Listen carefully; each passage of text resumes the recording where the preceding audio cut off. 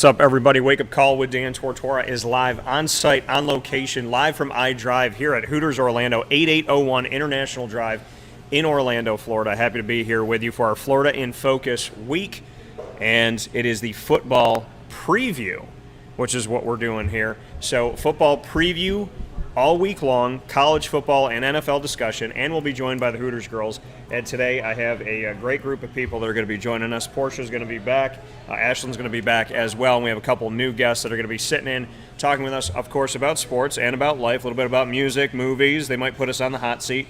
Sofka, who knows? So I am here all week long with special guests. My special guest today is Mike Sofka. You know him every Wednesday from the Fantasy Football Power Hour. Not one of, not a, but the Fantasy Football Power Hour, and he is from Hall of Fame FantasyFootball.com, Winning Fantasy Football, and of course on Winning Fantasy Football, the Facebook group on YouTube as well. And Mike is here with me today as a primer for a lot of things. We're getting you ready for football season, and we're getting you ready for fantasy football season, and on top of that, we're going to be drafting here at Hooters tonight for our 10th/11th year anniversary since COVID last year. So we're going to be celebrating 10 and 11 years on site at 8801 International Drive at 7 p.m. You can come out and see us. We'll be drafting live tonight. And leading you into that, we're going to be giving you our top 20 fantasy football quarterback rankings, running back rankings, wide receiver rankings, and tight end rankings. So in a way, we're kind of showing our hand, but Mike and I always have, I would like to hope, some aces up the sleeve, maybe some 2s and 3s, but hopefully some aces up the sleeve. Mike, how are you? I'm doing wonderful. How about you, Dan? I'm doing very well, man, and it's good to see your beard in the flesh now. The beard has it's taken its time, it's grown, it's expanded, it's living its best life right now. Well, so I sit at home and all I do is pull on the beard, and then I massage oils. No, I don't do that. I just sit there and watch football. And you put the lotion in the basket? So. No. So Mike here with us this morning, hanging out, and like I said, we're going to be going through our rankings this morning, live from iDrive. This is Wake Up Call with Dan Tortora, 8801 International Drive in Orlando, Florida. You are watching on Facebook.com/WakeUpCallDT. You're also watching on Facebook.com/LiveNowDT, where it's being shared, and of course on YouTube.com/WakeUpCallDT. So however you're connecting with the show, we thank you so much for being here.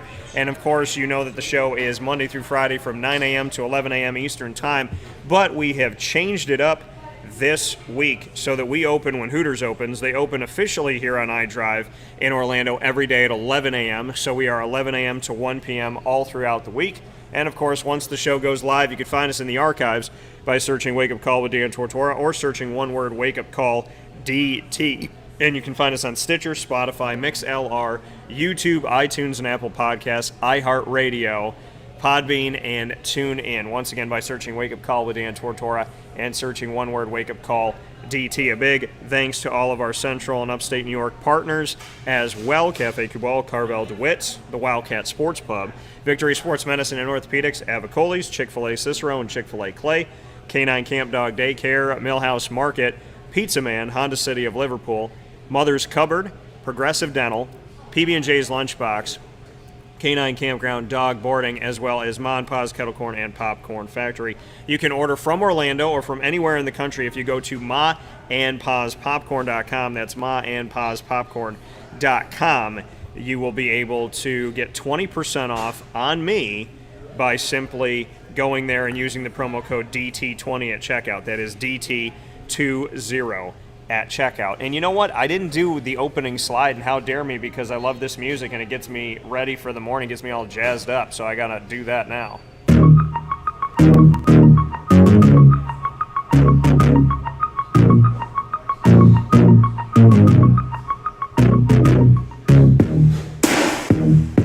You always gotta wait until the beat drops. So Mike Sofka and I hanging out here this morning inside of Hooters. We're going to give our quarterbacks first.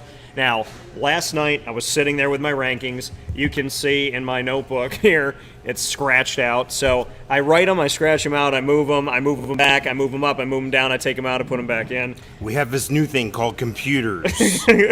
Or pencils with an eraser. There's nothing like a pen and a pad, though, like that. That's always, and that's, I've been a writer, my whole life. And I think that Macy asked me the question about, why do I do what I do?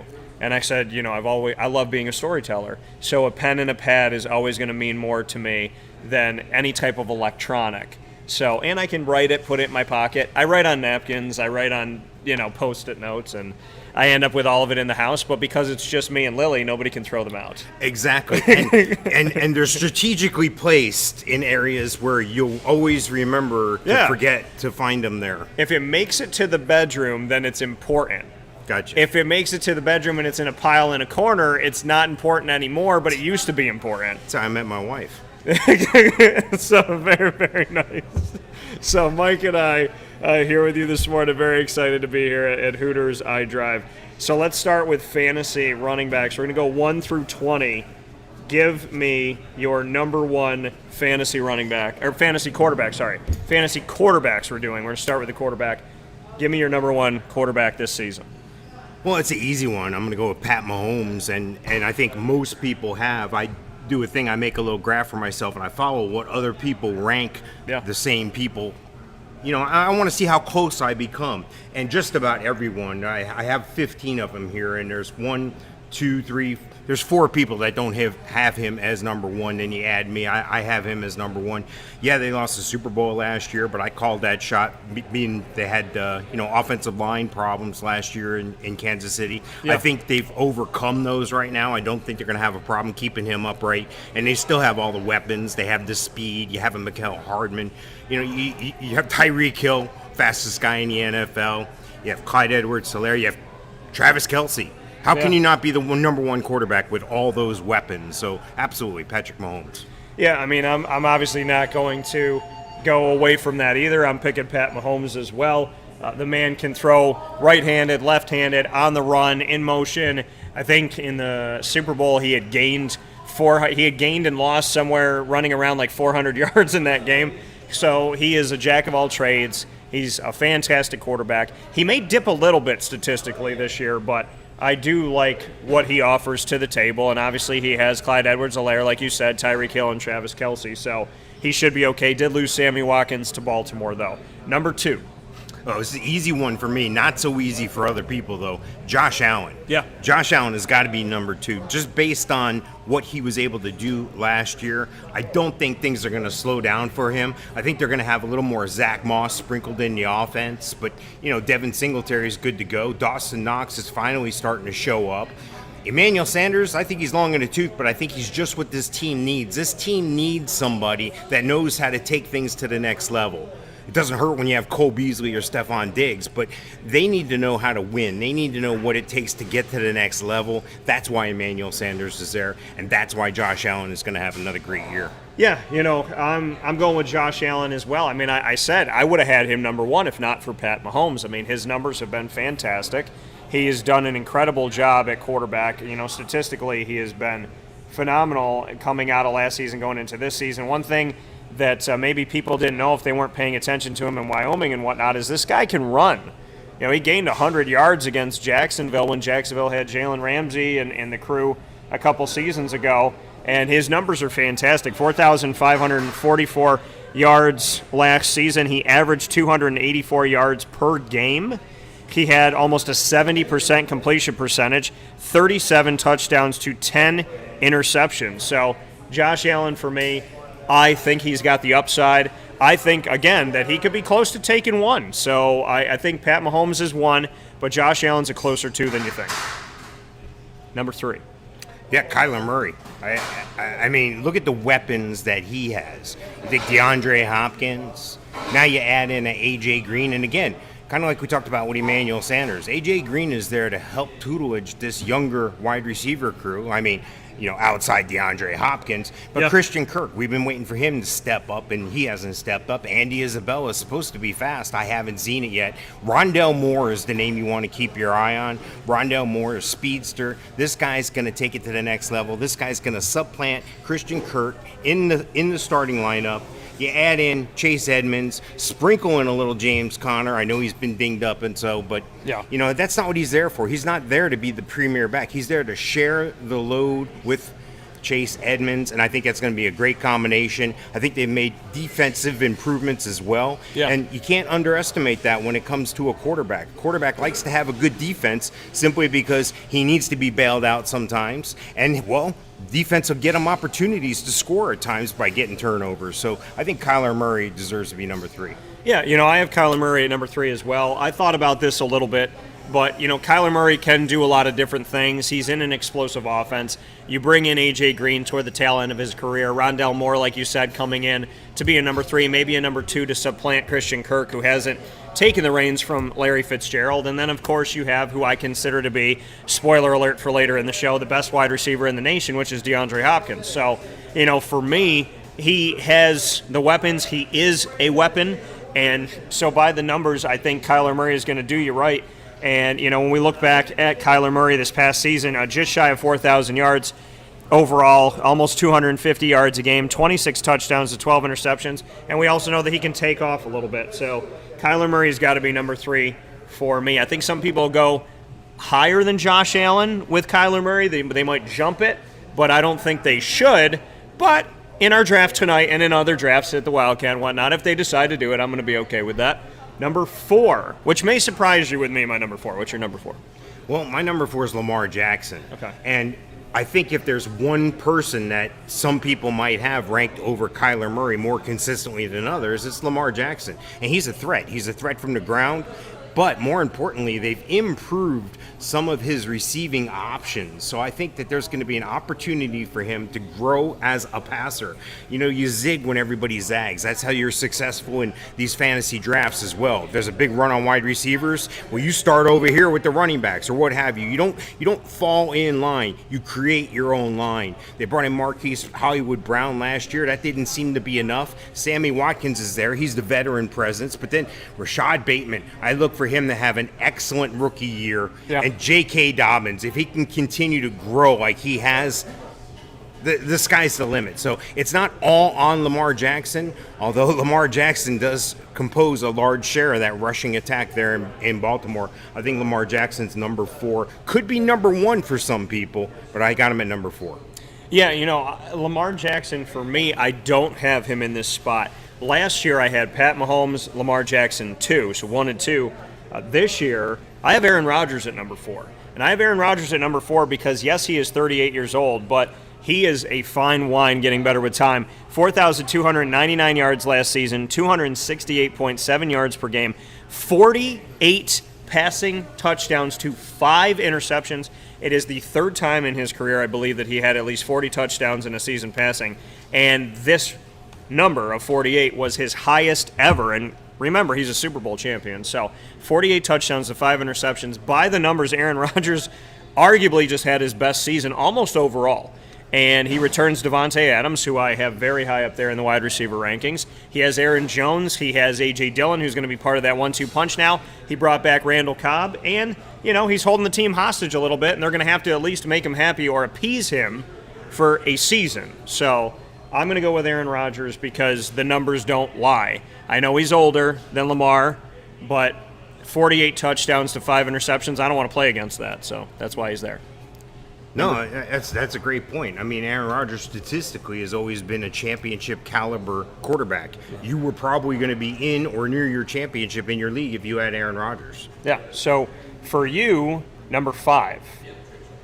Number 5 for me is easy, but not so much for some other folks. I got Dak Prescott going at 5 here. And the reason for that is, how can he not? Look at the weapons around him. Short of the tight end position, he has Zeke Elliott, Amari Cooper, Michael Gallup, who can see his better days coming, I think, and CeeDee Lamb. I like this combination. I think this pales this is better in comparison to most other combinations outside of maybe Tampa Bay.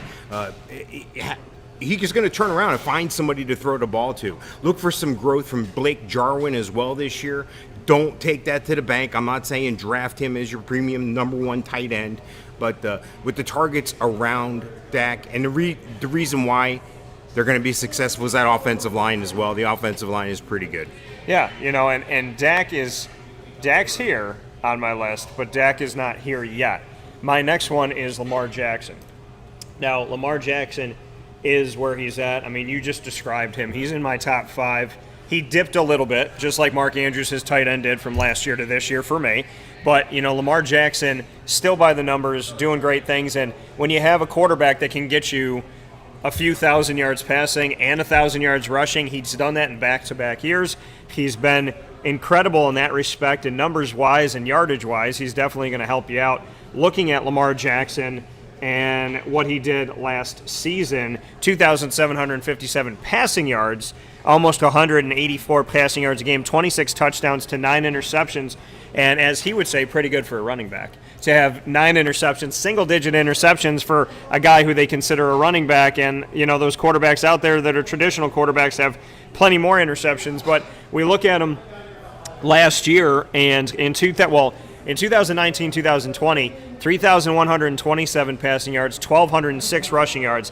Last season, 2,757 passing, 1,005 rushing. So like I said, back-to-back years of having at least 2,000 or more yards passing, 1,000 or more yards rushing. That translates to really, really, really good fantasy days for you. So I have Lamar Jackson at number 5. Fittingly, I think he has to be in your top 5. Number 6. Well, number 6 for me is Russell Wilson, but just to jump back on that Lamar Jackson thing, I'm going to find a file. I'm going to find a show. I did a show 3-4 years ago before that 18 draft, and Lamar Jackson was one of the quarterbacks in that draft with Josh Allen, Josh Rosen, and Sam Darnold, and Baker Mayfield. Yeah. And I am on record as saying that Lamar Jackson will not only be the best of the bunch, he'll take his team further than the bunch. So I'm going to pull that, and it's dated, but it's always interesting, and that's why I save those things. People, oh yeah, I bet you were good. Oh, I bet you said that. Well, if somebody pulls me onto the carpet, I have documentation of it. But anyway, neither here nor there. Russell Wilson. Russell Wilson's always a professional. Russell Wilson's always going to get you the yardage you need. Russell Wilson's a guy that, geez, if I was starting a franchise and I needed stability at a quarterback for the next 4 or 5 years, I'm not looking to make a splash. I need stability at this point. He was a splash player in years past, but this is a guy who seems to always get it done, seems to always be a top 10 guy, doesn't appear to get hurt. Most everybody agrees with me as well on the pro level because nobody has him ranked lower than 11. Only one person. Everyone else has him at 7 or so. So I'm right near that mark at 6. I think when you consider the DK Metcalf weapons, the running back options they have there, I think when you consider Tyler Lockett and then Dwayne Eskridge, if he can get going here, Dwayne Eskridge is going to have a fantastic year as well. So hopefully they'll be able to keep him upright and healthy. But I got Russell Wilson here at number 6. I have Russell Wilson at number 6 as well. And I just want to talk about the Cowboys. Oh, you want to talk about the Cowboys? Yeah, Okay. That's your upcoming team. Yeah. So we're talking about Dak Prescott. So we're actually talking about him a little bit here, coming back off injury. Mike has him in your top 5. I got him at number 5 for fantasy football ranking purposes. Yeah. I think with the weapons around him, he's just going to be dynamite. He'll have a year, though. It's going to boil down to that. And injuries, of course.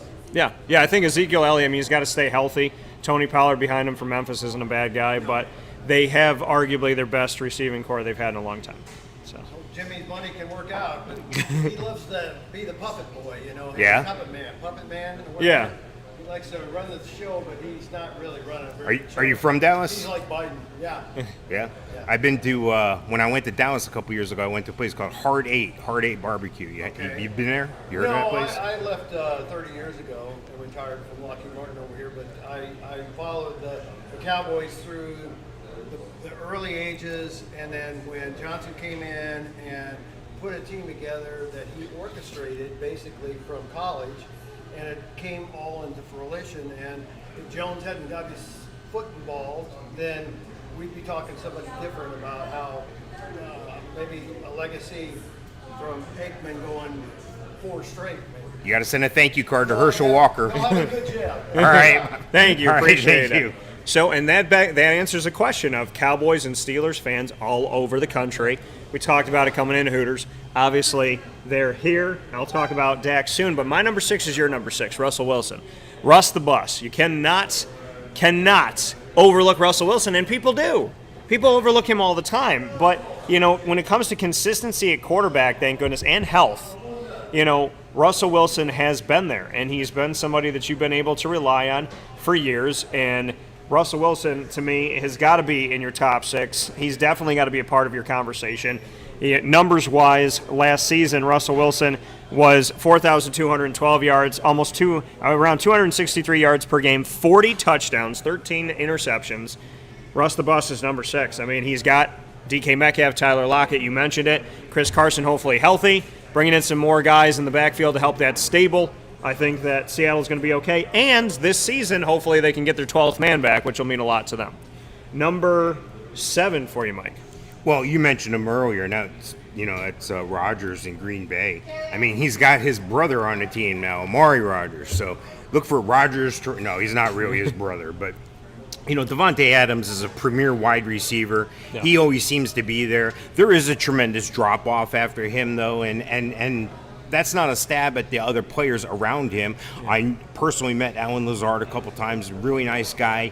And that was before he was a Packer. That was when Jacksonville was kicking him out the door for nothing in return. Yeah. So this is a guy that, Aaron Rodgers really likes Alan Lazard, and if Aaron Rodgers likes you, you're going to get the ball. So that's where Alan Lazard's going to step up as a number 2. Valdez-Scantling has had his opportunity at the number 2, and he hasn't been able to do anything with it.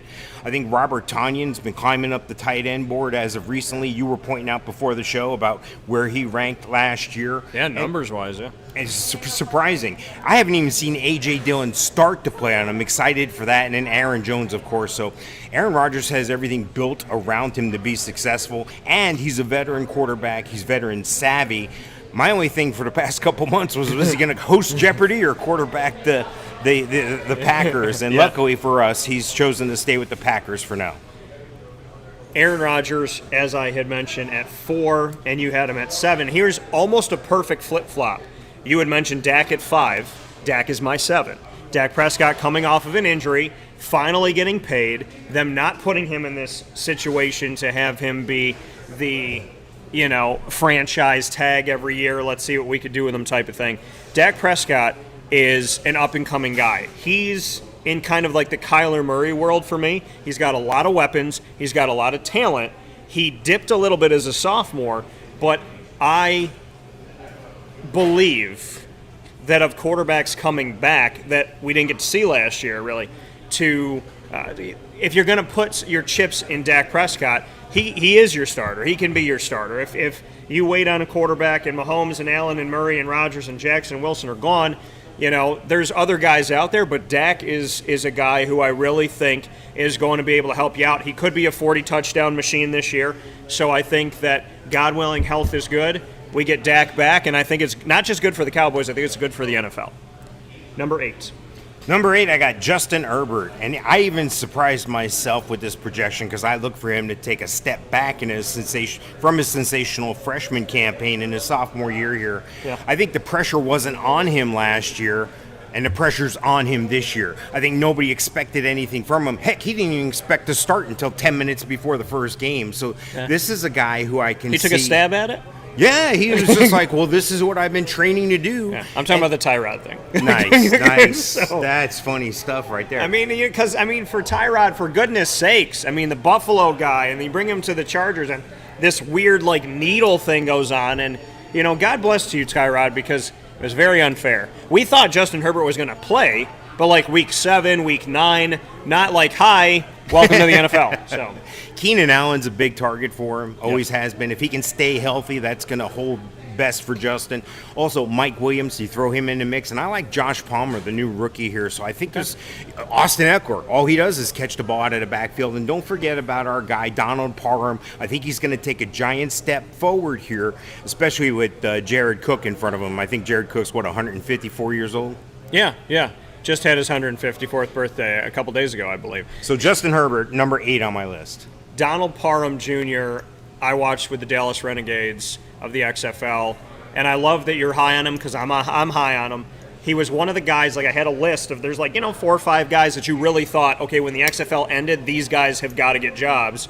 He was one of them, and I'm so happy he got it. P.J. Walker, my guy from Temple who went off to Carolina. to play quarterback for a little bit and back up Teddy Bridgewater last year. Jordan Ta'amu, who's been over with the Patriots recently, who played for the St. Louis Battlehawks in the XFL, which was very cool as well. My number 8 is right there with you. So my number 8 is Justin Herbert because Dak jumped. So I'm with Justin right there in the same slot. I, like you, put him in the same space. I, like you, was surprised that I put him there. So he's coming off of his rookie season.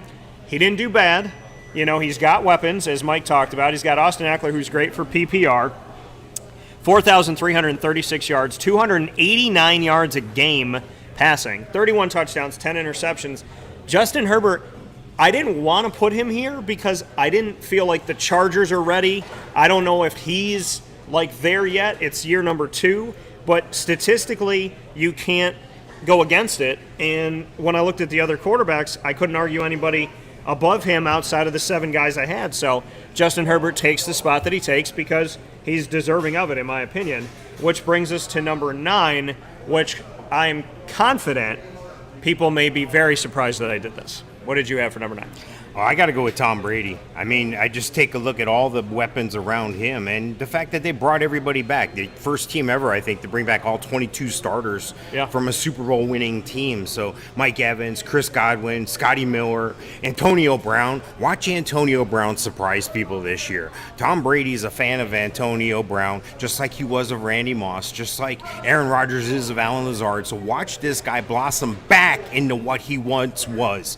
He's not going to pull a Le'Veon Bell. I think Le'Veon Bell's long gone from the league, but Antonio Brown, watch him come out and have the best year out of all the wide receivers there. Then you throw in his old buddy Gronk that he always can depend on. Yeah. It's almost like when you grow up down the street from a kid and you're playing that backyard football and you and that one kid always have that chemistry and you can just look at each other and you know the route you're running, you know, and you're doing your thing. Ronald Jones, Leonard Fournette, I mean, they just got a well-rounded offense and the defense is something else. I mean, for the ability for them to get after the quarterback in the Super Bowl, Pat Mahomes, for them to chase after him, again, win games and win championships in the NFL, you have to do 2 things. You have to protect your quarterback, and you have to attack the opposing quarterback, and that's what Tampa was able to do on both sides of the ball. That's why Tom Brady makes it in the top 10, and I do have to go on the record here. One of the people that I follow along with, there's like 15 of them, and I compare the rankings. One of them has him ranked as the number 1 quarterback this year. Now, I'm not going to go that far, but I will take a step back and think about that because last year was a COVID year. Yeah. They were illegally practicing in parks in the city of Tampa before they were getting kicked out. Give Tom Brady a year in this offense. What can't he do? So there is some legitimacy to ranking him in the top 10 just because you're giving him a full year in that system, and now he's familiar with these guys. Look out NFC, look out Super Bowl. They could be coming right back. Well, I think it's funny that you said now he's familiar with the guys. When he came in his first year, he won a Super Bowl with them. So to get a little bit more familiar with the people that you just won a championship with. Super Bowls will put you together. Yeah. You know, and if you're that comfortable when you're uncomfortable or you're getting comfortable, then I can't imagine what you'll be comfortable. You talked about chemistry, and when somebody throws the ball, you know where they're going. That's us. Because I thought I'd surprise people. Apparently I don't surprise Mike. I, at number 9, have Tom Brady for the Tampa Bay Buccaneers. And you've been to my site. I've been to mine too. No, I'm kidding. So 4,633 yards was only 3rd. There's only 2 guys ahead of him last year, Deshaun Watson and Pat Mahomes in yards, total yards. Tom Brady had almost 290 yards a game, 40 touchdowns, 12 interceptions at 82 years old. And I mean, really, at 44, 45, this man could be winning another Super Bowl. I think he wants 10 rings. I think we're way past my precious. And how could you not put him at number 9? Statistically, I used to say that, fantasy football-wise, he didn't really make as much sense because he wasn't high numbers. Maybe he's in the 20s, but not in the 40s. Last year, he was bailing my butt out when I picked him up. I had him and Joe Burrow. Joe Burrow's getting me 50. Brady's getting me 60. I got to sit Burrow because Brady's getting me too many, and between the two of them, 110, 120 points a game or a week. So Tom Brady has got to be number 9. In reality, he's fantastic. In reality, he is the GOAT. Yes, I have admitted that finally for you people out there that were playing the home game. And I put him at number 9, like Mike, because maybe you don't have him there, maybe you didn't think about this, but if you look at the numbers, it's there, it's proven, it's set, and like you talked about with chemistry, I didn't see your list, you didn't see my list, I haven't looked at your list, you're announcing it while I'm announcing it, and I thought I would shock and awesome people, but not my trusty wide receiver that I throw to every day. Number 10. Number 10, I surprised myself a little bit, but then when I looked back again over the stats and thought back over the previous year, Ryan Tannehill. This makes all the sense in the world, especially now that Julio Jones is in the mix. That takes the pressure off A.J. Brown. Who's your number 1 corner going to cover? Julio Jones or A.J. Brown? You got to make a difference because the other one's going to get the ball. The other one's more than likely going to go off on you for 100 yards. Yeah. Mix in a Josh Reynolds, Derrick Henry. I mean, all you have is the number 1 rusher in the league there. How can you not work when they've got so many men creeping up to the box to stop Derrick Henry? Yeah. This is going to be a huge year for Ryan Tannehill if he and that offense can continue to take the next step. I like Ryan Tannehill at 10. Well, we haven't seen each other's lists, yet we are now just piggybacking off of each other. Ryan Tannehill made my top 10. I was surprised too. I feel like Mike knows my thoughts. I feel like not even who I pick, but what I'm going to say about him. Ryan Tannehill, I was surprised. Number 10, he made it. Why? Because Miami Dolphins, I mean, basically anything Adam Gase touched was the opposite of gold. And it didn't work out in Miami. He didn't use Ryan Tannehill had to stay healthy. When he was healthy, it didn't work out. Then he goes to Tennessee. He has a fantastic season. He's got Derrick Henry, who has over 2,000 yards, and he's still, with all of the things that you have when you have a guy like Derrick Henry, he's still throwing to Corey Davis. He's still throwing to A.J. Brown. He's still putting these guys in great statistical situations when you have a 2,000-yard back. Says a lot about Ryan Tannehill. He brings in Julio Jones. He has A.J. Brown back. He's got Derrick Henry back. The defense has gotten better. Tennessee's going to win the AFC South. Ryan Tannehill's number 10. Number 11, my good sir. This is where I'm taking a big leap of faith here. I'm stepping out. I'm going with Jalen Hurts from Philadelphia. Okay. I think with Devonta Smith, if he can stay healthy, he hasn't had a healthy camp so far. If Jalen Reagor can continue to make strides, and you take a look at some of the guys that have been showing out. Last year was Greg Ward and Travis Fulgham, and now watch out for Quez Watkins. He's been having an excellent camp so far. They didn't think Zach Ertz was going to be back. I still don't think he's back. I think he's back, but I think he's going to be traded soon. Dallas Goedert, of course, as well. Miles Sanders, can he stay healthy? Well, hopefully he can, because they're going to mix up some of those touches he'd be getting with Jordan Howard and Boston Scott. And they just drafted Kenneth Gainwell as well. So you take a look at what's around Jalen Hurts. You take a look at the way he plays. He can move the pocket. He can scramble. He can run. And he can throw it deep. That's why I got Jalen Hurts at 11. So Mike and I, to make sure that we get everything in here in the 2 hours live from iDrive in Hooters, 8801 International Drive in Orlando, Florida. This is Florida in Focus kickoff week for the college football and NFL seasons. This is your fantasy football primer. We have our draft tonight. We're giving our rankings right now on a Wednesday because Mike is with me every Wednesday anyways for the Fantasy Football Power Hour. And so very excited to be here at Hooters. So we'll run our other lists a little bit quicker to make sure we get everything in the 2 hours. But I'm going to give you my number 11, and this is another surprise to me as well, Matt Ryan. Now, Matt Ryan's got a couple more seasons in the tank. He's got maybe 2 to 3 seasons left, let's say. But if I'm Matty Ryan, if I'm Matty Ice, I'm looking at this going, I lost Julio. But I got Calvin Ridley. I got Kyle Pitts. I got Russell Gage on the come-up. I got Mike Davis from Carolina, who filled in well when Christian McCaffrey went down. I'm in good shape. So I got Matt Ryan here because I think Gage is going to get some numbers. I think he's going to be a nice third guy, a nice sleeper. I really think Kyle Pitts is going to have receiver numbers, and Calvin Ridley, if Pitts can command some people in his direction like Julio did, then Ridley's going to shine like he has for 3 years. So I got Matt Ryan at number 11. Number 12, sir. Number 12, Matt Stafford. This is a guy who's so happy to be out of Detroit. Every time I turned around, it looked like Detroit was heading in the right direction, and then it just fell apart somewhere, the running game, the defense. So I think Matt Stafford taking that leap over to Los Angeles. That's going to pay off dividends. Cooper Kupp, Van Jefferson, Robert Woods, Tyler Higbee, and then you mix in the speedster, Darrell Henderson. You know, everybody's, Cam Akers isn't there. Cam Akers isn't there. They may not need him with Darrell Henderson and Xavier Jones.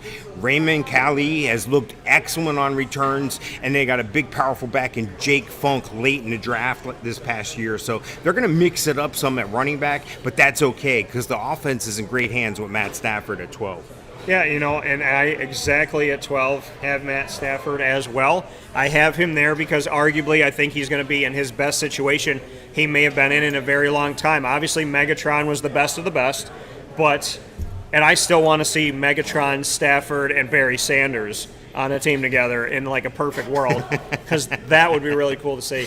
But Matt Stafford getting Cooper Kupp, getting Robert Woods, getting Tyler Higbee, plus Darrell Henderson, plus Cam Akers, as you had mentioned, put it all together. I think that he may arguably, in this point of his career, with a couple seasons left, 2-3 seasons left, that he could be in the best situation he's ever been in. I think statistically it's going to work out. I think realistically, this team is going to be really good. They're going to really rise up in the NFC West, or they're going to just have Matt Stafford looking up at the Jumbotron shaking his head, and they're going to be 3 wins. It's one or the other.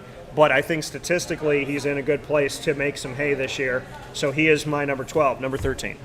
Number 13, I'm going with Joe Burrow. What did they do after he got injured? Well, they did what they could do to hold down the fort until this year. Oh, and they drafted Jamar Chase, his old college buddy, who they were ecstatic to be connected together again. So I look for Jamar Chase to have an awesome year. Tyler Boyd, I think, is going to suffer a little bit because of this, but T. Higgins stepped up in a big way last year. Joe Mixon, if he can stay healthy, that's going to bode well as well. But I got Joe Burrow confident after the injury here at 13. My number 13, Baker Mayfield out of Cleveland. Baker is dealing with the change at wide receiver and it's not even necessarily change in personnel. It's Odell isn't what he used to be. Jarvis, we don't know. And the other guys, no names. Rashard Higgins tried to do some things last year. I like Baker because he's surrounded by talent, but Baker's not my number one quarterback. If I'm drafting Baker, he's my backup at this point. I'm going to put him at 13 because I think he should be a little bit higher than others, but he's one of the guys that I'm hoping I don't have to draft to rely on. But he's my 13. Number 14.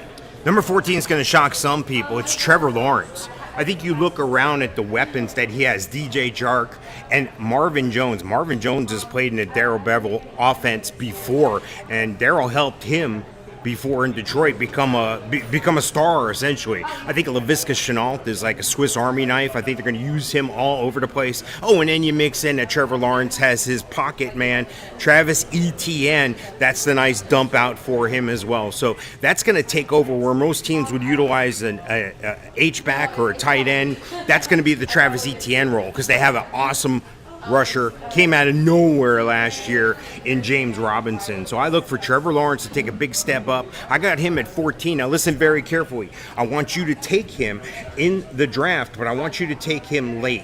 He's got an average draft position of the 9th round, the 6th pick. So come the 9th round, if you want a backup quarterback and Trevor Lawrence is still there, that's the guy to take. I tell you this, and I'm not a big fan of backup quarterbacks, but he's going to step right into where your number one stepped out if your number one gets hurt. And 33% of the quarterbacks in this league go down every year and miss some time. So put that guy in your pocket for later use. Trevor Lawrence, number 14.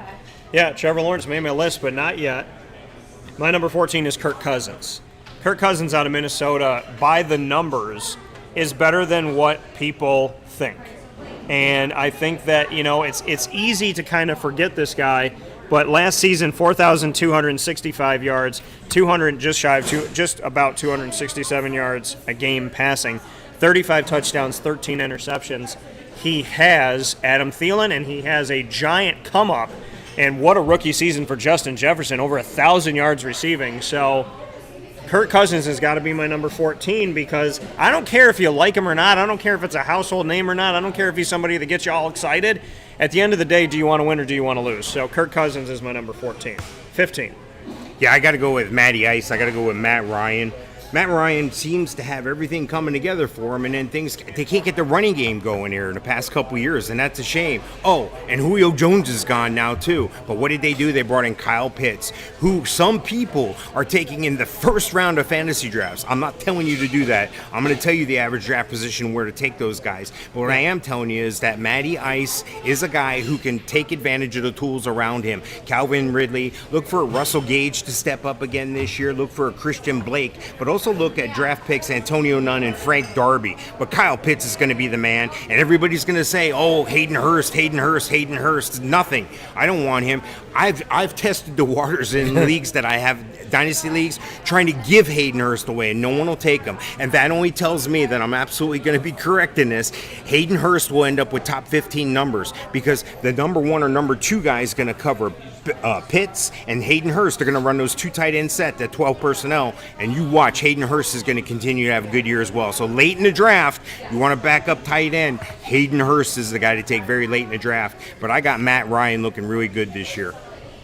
My number 15 is somebody that you mentioned recently, somebody that I mentioned, somebody that bailed me out last year before he got hurt, and that is Joe Burrow. I drafted him as a backup, as a rookie. Joe Burrow, not only did he have good numbers last year, give me like 50 points a week, 40 points a week, somewhere around there. Joe Burrow doing a phenomenal job. Like I said, the only reason why he was on my bench was Tom Brady was getting like a couple more points, but close. And Joe Burrow now getting Jamar Chase with him in Cincinnati. He's got Joe Mixon. He's got a great T. Higgins connection there where you get to see Alabama and Clemson on the same team, which is awesome. And LSU and Clemson on the same team. So love seeing that. People at LSU are like, oh my God, you said Alabama. But I'm sorry, I know I'm in SEC country in Gatortown, but the reality of it all is Joe Burrow has starters numbers. And as you said with Trevor Lawrence, if somebody goes down and he could step in, I'm not against Joe Burrow being your starting guy. If you really want to wait to take your quarterback and this is the guy you take, you could do a billion times worse. And I think that there's upside here with this man. This is only year number 2, and technically it's year 1.5 because he's only played part of his rookie season. Number 16. Well, number 16 is the Mendoza line. That's halfway through, basically. And it used to be Andy Dalton for me, year in, year out, week in, week out. You can always count on Andy Dalton being on the waiver wire. He's going to be an average quarterback, putting up average numbers. Yeah. That's where I got Kirk Cousins. And that's not always a bad thing. But take a look at the weapons around him, and you can see that he can back up your number 1 quarterback. Take a look at Justin Jefferson, who's going to be off the charts this year. I've seen him as high as the number 3 wide receiver this year. They still have Adam Thielen in the fold. Stephon Diggs, of course, is gone, but I need Irv Smith Jr. to step up big here. This is a big year for him, a contract year, and Dalvin Cook needs to stay healthy. If all those things can happen, yeah, Kirk Cousins is going to be at least the lowest, the number 16 quarterback. Yeah, my number 16 is Big Ben because the bell has rung and has tolled. We don't know when it's going to happen. Before Aaron Rodgers, he thought about retiring, and is he going to come back and what's he going to do? Now, we know that if you get a team quarterback situation like you get in all the wake-up call leagues, including the Florida League that will draft here at Hooters tonight, August 18th at 7 p.m., come out and see us on 8801 International Drive here, hanging out. We're at the year number 11, which is how Mike and I met. This year for Big Ben and a team quarterback, if you have the team quarterback, you don't want to draft Pittsburgh. Because if Big Ben goes down, which I'm kind of concerned because he has in recent history, Mason Rudolph, Josh Dobbs, Dwayne Haskins, I don't feel good about it. None of it. But if Big Ben stays healthy, Juju Smith-Schuster, Deontay Johnson, James Washington, and about 37 running backs. So I like Big Ben at 16. If he's healthy, he can put up the numbers. But unlike Aaron Rodgers, who would fall down a list, Aaron went up my list, Ben went down. Aaron went to 4, Ben went to 16. Number 17. Number 17 is Tua Tagovailoa. I think he's going to have a step up year. A lot of people are down on him. A lot of people think he sucks and he's not going to stop it already. He's got Will Fuller. Every time the guy suits up, he scores a touchdown. Devontae Parker still in the fold. Albert Wilson can stretch the field. And they bring his buddy, his old college friend, who I think was the best wide receiver in the draft, in Jalen Waddle onto the team. Now, they're going to mix it up at running back a little bit with Malcolm Brown, Myles Gaskin, Salvin Ahmed, like we saw last year. Yeah. I think Tua is going to have an excellent year this year. I think Tua can be your backup as well. I got him at 17. You got Tua at 17. I'm close with that. I have Trevor Lawrence at 17. So Trevor Lawrence, and yes, you see me wear this very fancy hat. I have many a Jaguar hat, but I forgot that I had the one that had the logo on both sides. I was going through all my stuff, and I went, logo, logo, logo, trifecta. How about this? This is your split back situation. Here's James. Here's Travis Etienne this season, and I'm very excited. So we'll talk about that after the break. But Trevor Lawrence got to be number 17 for me.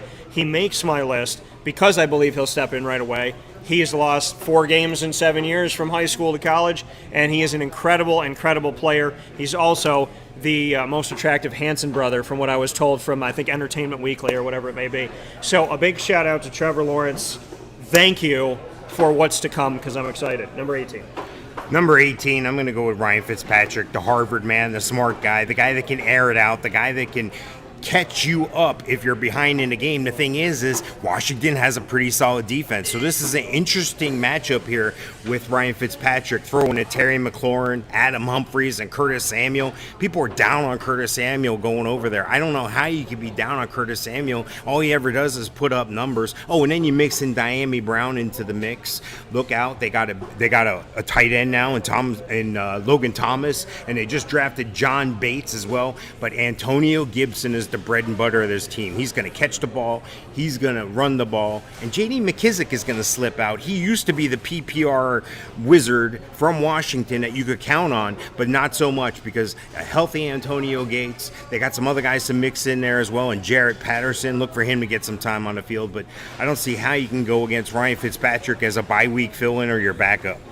Yeah, and it's funny because we're one off at this point. So we start there, we kind of go to a couple different places, and we end up back right there together again. You had Tua Tagovailoa at 17, I have him at 18. So the Miami Dolphins quarterback, Jalen Waddle coming in, like you said, that relationship that he has. Devontae Parker's on his last leg. Mike Gesicki is a good tight end. If Tua stays healthy, I love Tua. I love his story. I love what he has to offer. I think he's good for Miami. And I'm excited to see what he's going to do. So I put him at 18. He's a backup on your team, but he's still good, serviceable. I don't even want to say he's serviceable. I think he's got an incredible upside, and the only concern I have is just him staying healthy. Number 19. Number 19, I'm going with Derek Carr. I think he's got the right coach for him in Gruden. But more importantly, he's got a speedster in Henry Ruggs who hasn't been able to show us what he can do yet. That worries me, but I'm going to continue to put my faith in Henry Ruggs. Brian Edwards, if he can stay on the field, and Hunter Renfrow as well. We talked about Hunter Renfrow in years past here.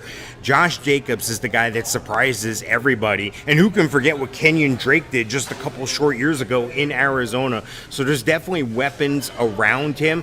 Darren Waller's the guy you want. He's definitely a top 3 tight end, and this is going to continue to make Derek Carr's job easy. If he can continue to find Darren Waller, that's how this offense is going to run. That's how Derek Carr is going to be your backup quarterback on your fantasy team at 19. And it's funny you said Derek Carr because I just clicked on him by accident. My number 19 is, again, one off from you. Fitz Magic. I didn't know if I was going to put him in my top 20, and everything that you have done, I have done in a way. So either Mike and I are both crazy or we're both smart. We'd like to think that after all these years of fantasy football and me having 3 championships in the last few years, that I think the hardware states itself and Mike having a bust in the Fantasy Hall of Fame. So Ryan Fitzpatrick, number 19 for me. On a new team, doesn't matter. He's played with about half the NFL at this point. And getting Terry McLaurin is great. And, I mean, he's Old Man River, he's Father Time, he's Paul Bunyan, he's got a beard like Mike, and he's, just as good of a passer as Mike Sofka, too. So that says a lot about you. But Fitz he's good. And, this is an Ivy League mind who, and they say it's a mental game. That mind is definitely working in his favor. His talent's working in his favor. and he's somebody that Ron Rivera and company trust, and I like what he can do, and I think that definitely Ryan Fitzpatrick, you could do far worse in your second option at quarterback, number 20. Number 20, I'm going with Big Ben. I'm going with Big Ben, even though he's going to be under center more, and even though he doesn't have the weapons that he had before. You could argue he's got more dynamic weapons now, but these are a lot of young, untested weapons. And up-to-the-date news here, Chase Claypool got injured at practice yesterday. They said he avoided a catastrophic injury, but he's having an MRI today. So as we speak, we don't know the status of Chase Claypool. But neither here nor there when you combine that with the, Smith-Schuster, you got Chase Claypool, Deontay Johnson. They just drafted Pat Freiermuth to go with Eric Ebron and Najee Harris. So no matter how bad their offensive line woes are, even though they may be back to the right track, I can't count on Big Ben to put up huge numbers, like top 10 numbers, but he is worthy of a spot at number 20. Yeah, and my number 20, we really, in all honesty, covered the same 20 guys. And like I said, in the middle, it changed a little bit. Top was similar, bottom was similar. My number 20 that rounds it out is Jalen Hurts. He's got a lot of questions for me. That's why he makes number 20, but dynamic is what he is. And so I'm excited to see what he can do. And that's why he makes my list to round it out at number 20. But outside of that, I think the biggest question mark quarterbacks, Daniel Jones of the Giants, Zach Wilson, rookie of the Jets. Carson Wentz, if he can stay healthy, God willing, of the Colts. Phillip Rivers, is he coming back? That's another one with the Colts. Deshaun Watson, the big questions off the field. Jimmy Garoppolo and Trey Lance, where San Fran goes. Jameis or Taysom Hill, where New Orleans goes. Those are probably areas to stay away from for now, especially in your draft. Sam Darnold in Carolina, a lot is contingent on him. Andy Dalton and Justin Fields in Chicago. Those are my question mark guys and question mark situations. With that being said, Wake Up Call with Dan Tortora is live from iDrive. We're hanging out here at Hooters right here on 8801 International Drive in Orlando, Florida. This is Florida in Focus Week as Wake Up Call with Dan Tortora is live from our second home of the great Sunshine State. Here with Mike Sofka, talking fantasy football. We will be back right after this fast break with plenty coming up. And like I said, we'll run through these lists a little bit quicker to make sure that you get everything in your 2 hours. Running backs, wide receivers, and tight ends coming up next. Mike and I will try and find 20 tight ends to talk about. Maybe we'll stop at 4. Maybe that's how we hit 1 o'clock on time. We'll be back right after this. Stay with us.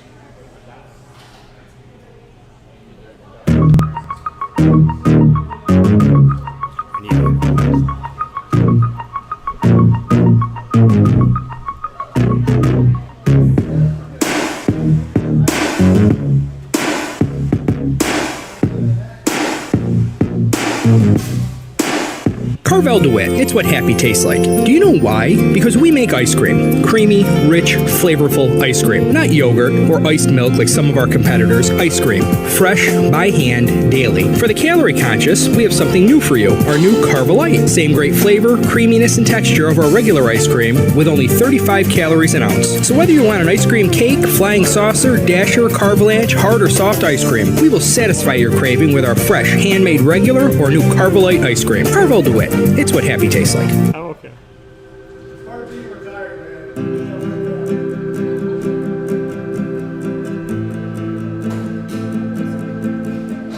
Cafe Kubal offers same-day local delivery of our products, offering no delivery charge for Onondaga County. Shop cafekubal.com for fresh roasted coffee beans, cold brew, travel mugs, and all your essential Cafe Kubal needs. Cafe Kubal, coffee for the soul.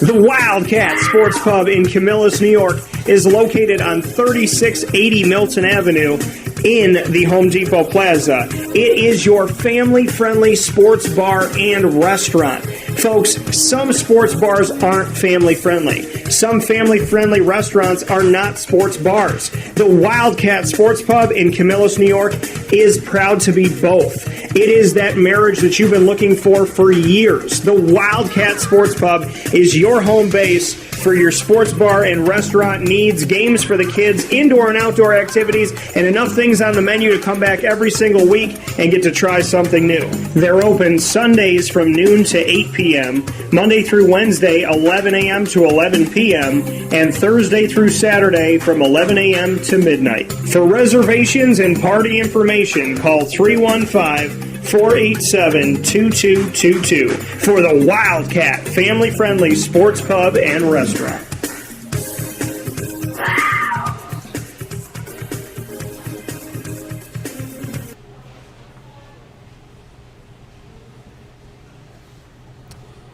And a welcome back here to Wake Up Call with Dan Tortora, on site, on location, live from iDrive here at Hooters, Orlando, 8801 International Drive in Orlando, Florida. Here with Mike Sofka on our Wednesday broadcast, midweek here, as we get ready for our fantasy draft. It's going to happen tonight at 7 p.m. right here on site in the same place, Hooters iDrive. We are getting you set with our rankings. We did our quarterback side of things.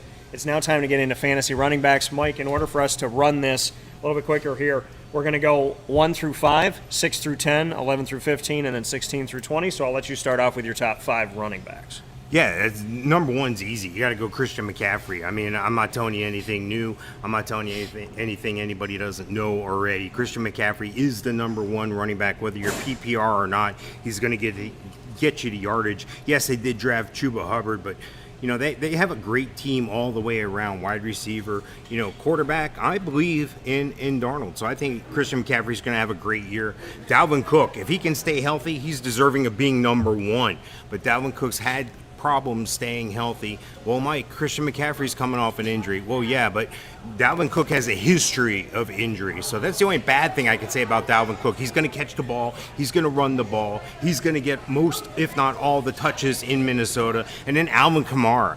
Again, how can you talk top 3 running backs and not talk Alvin Kamara? This is a guy who's going to catch the ball. He's going to run the ball. My only thing is who's the quarterback? And that could bode well for Alvin Kamara. Maybe there's going to be a lot more Kamara than there is at quarterback. Maybe we're going to see a lot less Jameis Winston or Taysom Hill. And then you look at Derrick Henry. Well, Mike, why don't you have Derrick Henry number 1? He's one of the top backs. Yeah, but he doesn't catch the ball as many times as Christian McCaffrey, Dalvin Cook, and Alvin Kamara. So that's the only reason for the downgrade there. But Derrick Henry's more than capable of being your number 1 running back. And, of course, Zeke Elliott. I think if Zeke can do what he knows how to do and the offensive line can keep him upright, I don't see how Zeke doesn't have a great year. People have been talking down on Zeke. I'm not one of them. He rounds out my top 5. Yeah, you know, my top 5, taking a look at this, and mine's going to be different here. Now, my number 1 is different, but after that, similar. My number 1 is Derrick Henry. Now, Christian McCaffrey's coming off of an injury. I know that Christian McCaffrey, listen, he's been grandfathered in, right? For the last 2 years, people have thought going into last season he was the undeniable number 1 overall fantasy player, not just running back. So he gets that from the year before, and then he's out due to the ACL, and then they think, then we're coming back saying he's number 1 again. Now, I'm concerned because of the injury that he had. Some guys come back and they're better. Some guys come back and they're never the same. Some guys come back and it takes a little bit of time. He's got a new quarterback. And obviously, I mean, with Matt Rule being in Carolina, he's had time with him, but not a ton on the field because he's been hurt. So, Matt Rule is relatively new to him in on-the-field play as your head coach. And I think I said quarterback, meant head coach. Sam Darnold being a new quarterback for you, this is going to be a work in progress. Christian McCaffrey is good. He's good for PPR. He is a weapon. I'm just concerned about his overall health. So, Derrick Henry gets my number 1 coming off of a 2,000-yard season, an incredible season for Derrick Henry, 2,027 yards, followed by Dalvin Cook, then Alvin Kamara, then Christian McCaffrey, and then my guy coming off of his rookie season, Jonathan Taylor, 1,169 yards, 11 touchdowns on the season. So Christian's in my top 4, but I think Henry, being healthy, doing what he's done. Dalvin stayed healthy last year for the most part. I mean, he stayed well. Alvin Kamara, I don't like the quarterback situation, but I still think, obviously he put up numbers last year. And Christian McCaffrey gets in that top 4. Jonathan Taylor makes it number 5. It's not that I don't respect Christian. I just put 3 guys ahead of him that actually played last season. So that's where I'm at. 6 through 10, what do you got? Well, 6 through 10, you got to start with Aaron Jones. Aaron Jones, him having Rodgers as a quarterback is a great thing, and they're going to balance each other out. So he's definitely going to be a top 10. Well, Mike, what about, they just drafted Kylan Hill and A.J. Dillon. I'm not worried about any of that. Aaron Jones is going to be the man there. Now, they're going to manage his load. They want to make sure he doesn't get hurt, but gone is Jamal Williams, so somebody else is going to have to step up. But Aaron Jones' numbers are going to be fine. Austin Eckler is a guy who I have at number 7, who can catch the ball out of the backfield, and he can help Justin Herbert move that offense. They have some great receivers there, so that's going to keep everybody in balance. Saquon Barkley, I think he's going to be fully back by week 1. People are still questioning that. We'll see. It might be to week 3, maybe even week 5, but I'm confident in week 1, and I think we're going to see some of the Saquon of old. That's why he's number 8 and not number 1, because he's coming off the injury, but I can confidently say he's number 8. And then you go with Taylor from Indianapolis, the Colts running back. This is a guy who showed up at the right place, Jonathan Taylor did, at the right time. Now they have a change in quarterback there, Carson Wentz. Yes, he'll be healthy by week 1, and Frank Reich knows how to use that running back in that offense from his days with Carson Wentz in Philadelphia.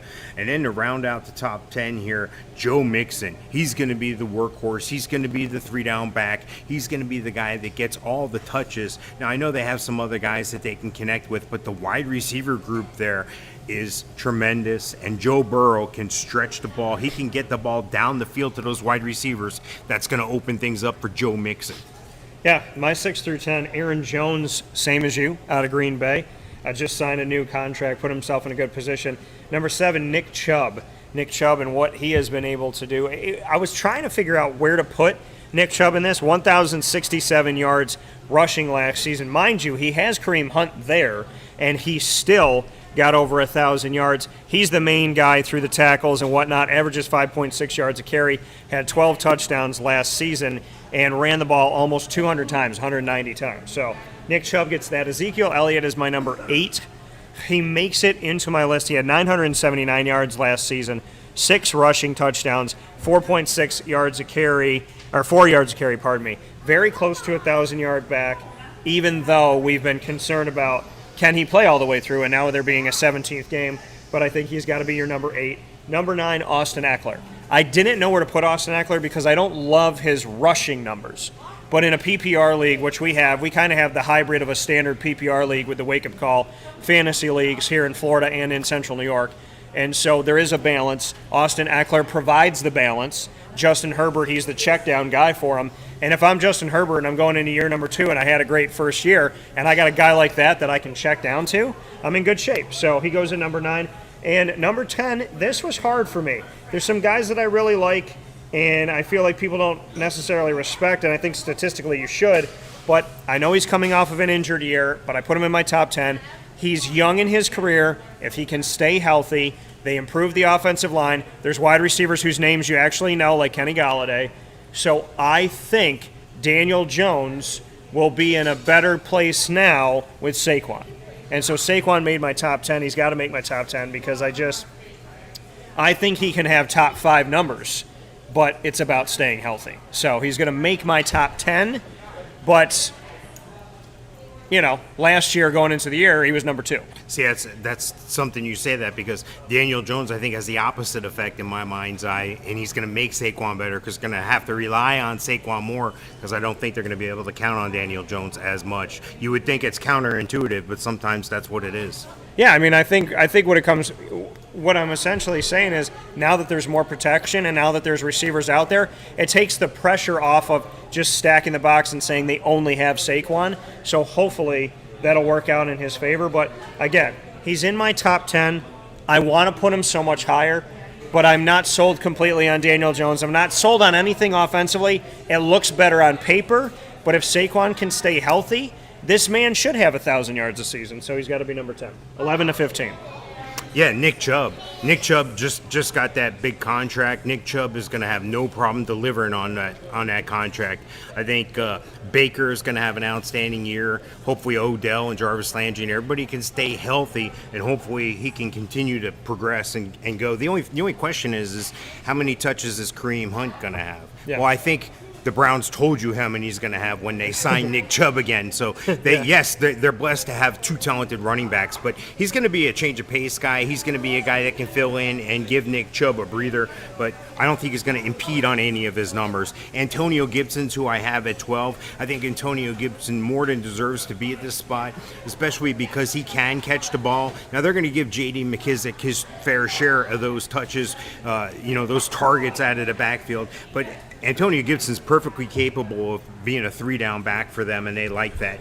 DeAndre Swift, number 13, he better get it done. They brought Jamar Jefferson in, and, they're going to rely on him more. Jared Goff is not Matt Stafford, but I can't speak as highly as for their receivers there as well either. So I think DeAndre Swift is going to get his fair share of touches. Hopefully he can stay healthy as well. Clyde Edwards-Helaire, who I have at 14, with that offense and those weapons and that quarterback and Pat Mahomes, how can you not have this guy somewhere in the top 15? I've seen him ranked as high as 11. I've seen him as low as 20. So I got him at 14. That's pretty much right there on the mark. And Najee Harris, I think just because he's the guy, but that's why they drafted him. He could be the guy. My only questions are the Pittsburgh offensive line. I think they're hoping that's going to improve. Ben's going to be under center a little more. We'll see how that bodes for Najee Harris, but look for Najee Harris to be a every down back, a 3-down back, and look for them to get every mile out of him that they can as a rookie. Yeah, my number 11, I gotta go with, really somebody who, again, I don't think people give enough respect to. He had over 1,000 yards last season, 1,065. He had 12 touchdowns. Yeah, he only averaged 3.9 yards a carry, so he's got to get better there. He played in 15 games. Is Josh Jacobs from Las Vegas. So weird to say that Vegas has a team. But anyways, the Las Vegas Raiders, I got to give it up to Josh Jacobs at number 11 for me. If people pass on him, I'm okay with that. Antonio Gibson out of Washington, another guy from Memphis. Every single year they're churning out Memphis running backs. Mike Norvell, great for doing that. And mind you, he's with FSU now, so pay attention, Florida State people, Florida in focus, Tallahassee. So, and I know I just said Florida State, and Farron's walking by with the Florida Gators, so he threw up a little bit in his mouth, but he's okay. So, Antonio Gibson, to take a look at Antonio Gibson's numbers last year, 795 yards. He had 11 touchdowns as a rookie in 14 games, almost a touchdown a game. So, Antonio Gibson's my number 12, which you had as well. Joe Mixon, I'm never as high as other people are, but I have him at number 13 out of Cincinnati. And Joe Mixon's numbers, again, somebody who's not bad on the numbers, looks pretty good for you there. I like Joe Mixon. I got to go with Chris Carson at number 14 out of Seattle. My big thing with him is health. He's good at being a bunch of different things. He's multi-talented, multifaceted for Russell Wilson, but he has to stay healthy. And I know that you can say that about anybody, but there's a certain list of guys that after 2, 3, 4 years you're drafting, you're going, okay, is Chris Carson ever going to stay healthy? Is he going to be there the whole season? Why is Saquon higher, Dan, if Chris Carson and they both got injured? Because Saquon got injured once. Chris Carson, is somebody that we look to, and Mike and I always seem to say it. If he's healthy, then play him. But that if is something that's followed us more than 1 year. Number 15, I got to go with Kareem Hunt. He made my top 15. He squeaked in there because him and Nick Chubb are a good 1-2 punch. Kareem last year, 841 yards, 6 rushing touchdowns, 4.2 yards carry, and he played in all 16 games in the regular season. So he makes my top 15, 16 through 20. Yeah, 16, I have J.K. Dobbins. I think he's the every down man now in Baltimore. My only question is Lamar Jackson going to take away his runs on that read option? But I think there's going to be plenty of opportunity for him. I think he's going to catch the ball some. I've seen him as high as 9, and I've seen him as low as 22. But I'm confident where I have him at 16 in PPR. Chris Carson, we just talked about him. This is a guy, if he can stay healthy, he'll be a top 20 back for you. The challenge is that he's got some guys on his own team that can come in there and supplant him. He's got to look over his shoulder at a DJ Dallas. He's got to look for a Travis Homer. And that's okay, because I think that's part of the mission, part of the plan to keep him healthy and keep him on the field. Knocks him down in consideration a little bit of where I've had him in the past. But at 17, I'm comfortable with Chris Carson there. David Montgomery's an interesting back. I think it could come down to who's the quarterback. Are they going to go with Justin Fields, who's looked great in preseason, or are they going to stick steadfast with Andy Dalton? Last news I heard, Andy Dalton was going to be the starter week 1. We'll see what happens, and it'll be interesting to me to see how and if and when a change at quarterback affects David Montgomery's touches. Josh Jacobs at number 19. Josh Jacobs, I think, is one of the more underrated guys. He can catch the ball out of the backfield. I've seen him as high as 15, as low as 20. I'm confident where I have him at 19. And Miles Sanders. This is a downgrade for me from Miles Sanders this year, but math is math in certain times, and this is one of them. I've seen him in the high teens to the low 20s. I've even seen him at 31. Clue, folks, there's only 32 teams. I'm not going to downgrade him that much. I got him at number 20, Miles Sanders. Yeah, see, this is when, the running backs, you can really just start, when you get to this bottom of the list, just change and change and change and change. And that's where I'm at, 16 through 20. Clyde Edwards-Helaire makes it for Kansas City. I like him, but they got a lot of weapons. And when you got a Tyreek Hill that you can, dink and dunk to, throw that 2-yard pass, put him in the backfield, direct snap it to him, and the speed that he has, he takes away from a Clyde Edwards-Helaire a little bit. And obviously they can win without him. They won a Super Bowl without him. But out of LSU, he's the best option they've had at running back in a while. And so I have to put him in my top 20, and I put him above a few guys because there's the hope, there's the upside, there's the opportunity in that explosive offense for him to get something done. And because Pat Mahomes can elude so many people, to be able to just drop it off to him if he's chasing them and he was able to just kind of toss it to him in motion, that could help out. Same type of runaway and toss in motion. J.K. Dobbins is my number 17, Baltimore, with his relationship with Lamar Jackson. And then my number 18 is DeAndre Swift. I had him at 20, moved him around. Mike Davis of Atlanta makes my number 19, the backup in Carolina to Christian McCaffrey, who's now in Atlanta. Mike Davis really showed that he could get it done. Mike's been all over the NFL. He's been in Seattle. He's been with San Fran. He's in Atlanta now. He was with Carolina. And then rounding out my top 20 is Miles Sanders. Again, stay healthy. Guy from Penn State, backed up Saquon Barkley. Can he stay healthy in the same division? He is talented, but there's a lot of guys behind him waiting to take his job in Philadelphia. There's 4 or 5 guys there. But I have honorable mention, and I want to mention these gentlemen, because I couldn't put either one of these on a different line. They were like my number 20, 21. I'll put them at 21 because 21's my favorite number and they come from my team.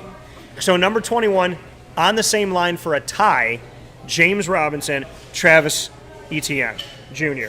I put them both there, and then I also have rookies Javonte Williams out of Denver and Michael Carter out of the Jets, both from Carolina. Javonte above Michael Carter because he's in a better situation. Not that Denver's better than most, but almost everybody's better than the Jets.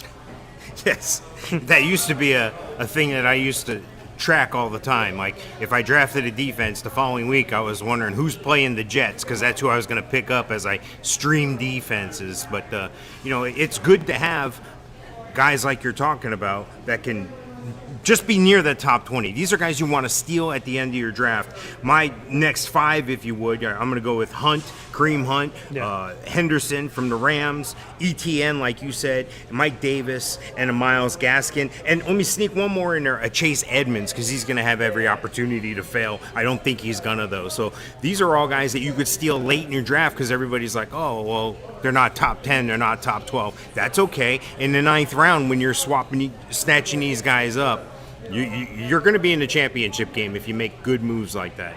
Yeah, and it's important for you to make these decisions and to be smart about it and kind of know, what's going on. So I definitely appreciate what we're able to bring to you here on Wake Up Call with Dan Tortora, where sports meets that thing called life. We're going to take a step aside as we ran through our top 20 and change of the fantasy running backs for 2021. As we get set for our draft, we are live from iDrive here at Hooters on 8801 International Drive in Orlando, Florida.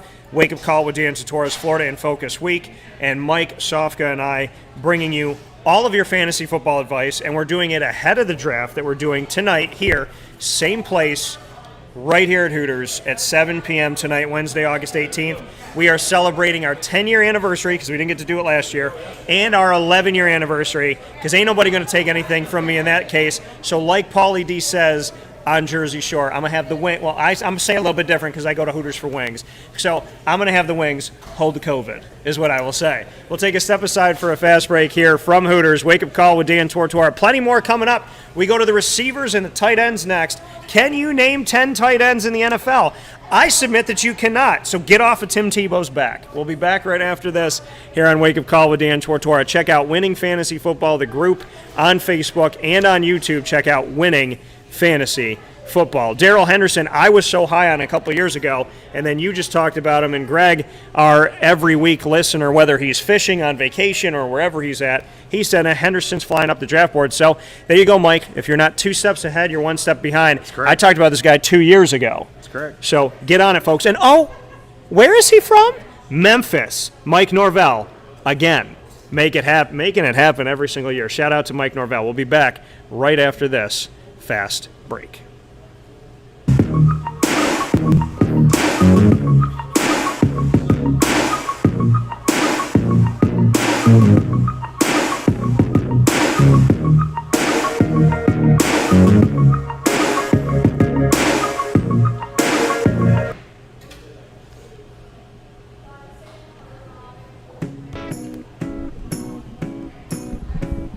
In these unique times, there are those in our community that give us a sense of normalcy and positivity. Pizza Man on 50 Oswego Street in Baldwinsville has been here for you for over 35 years and is here now. Call 315-638-1234 or order online at pizzamanbville.com to bring those familiar tastes into your home. And remember to come see our monthly on-site broadcasts centered around the community and our Baldwinsville beats. Pizza Man in Baldwinsville. Any way you slice it, they are always here for you.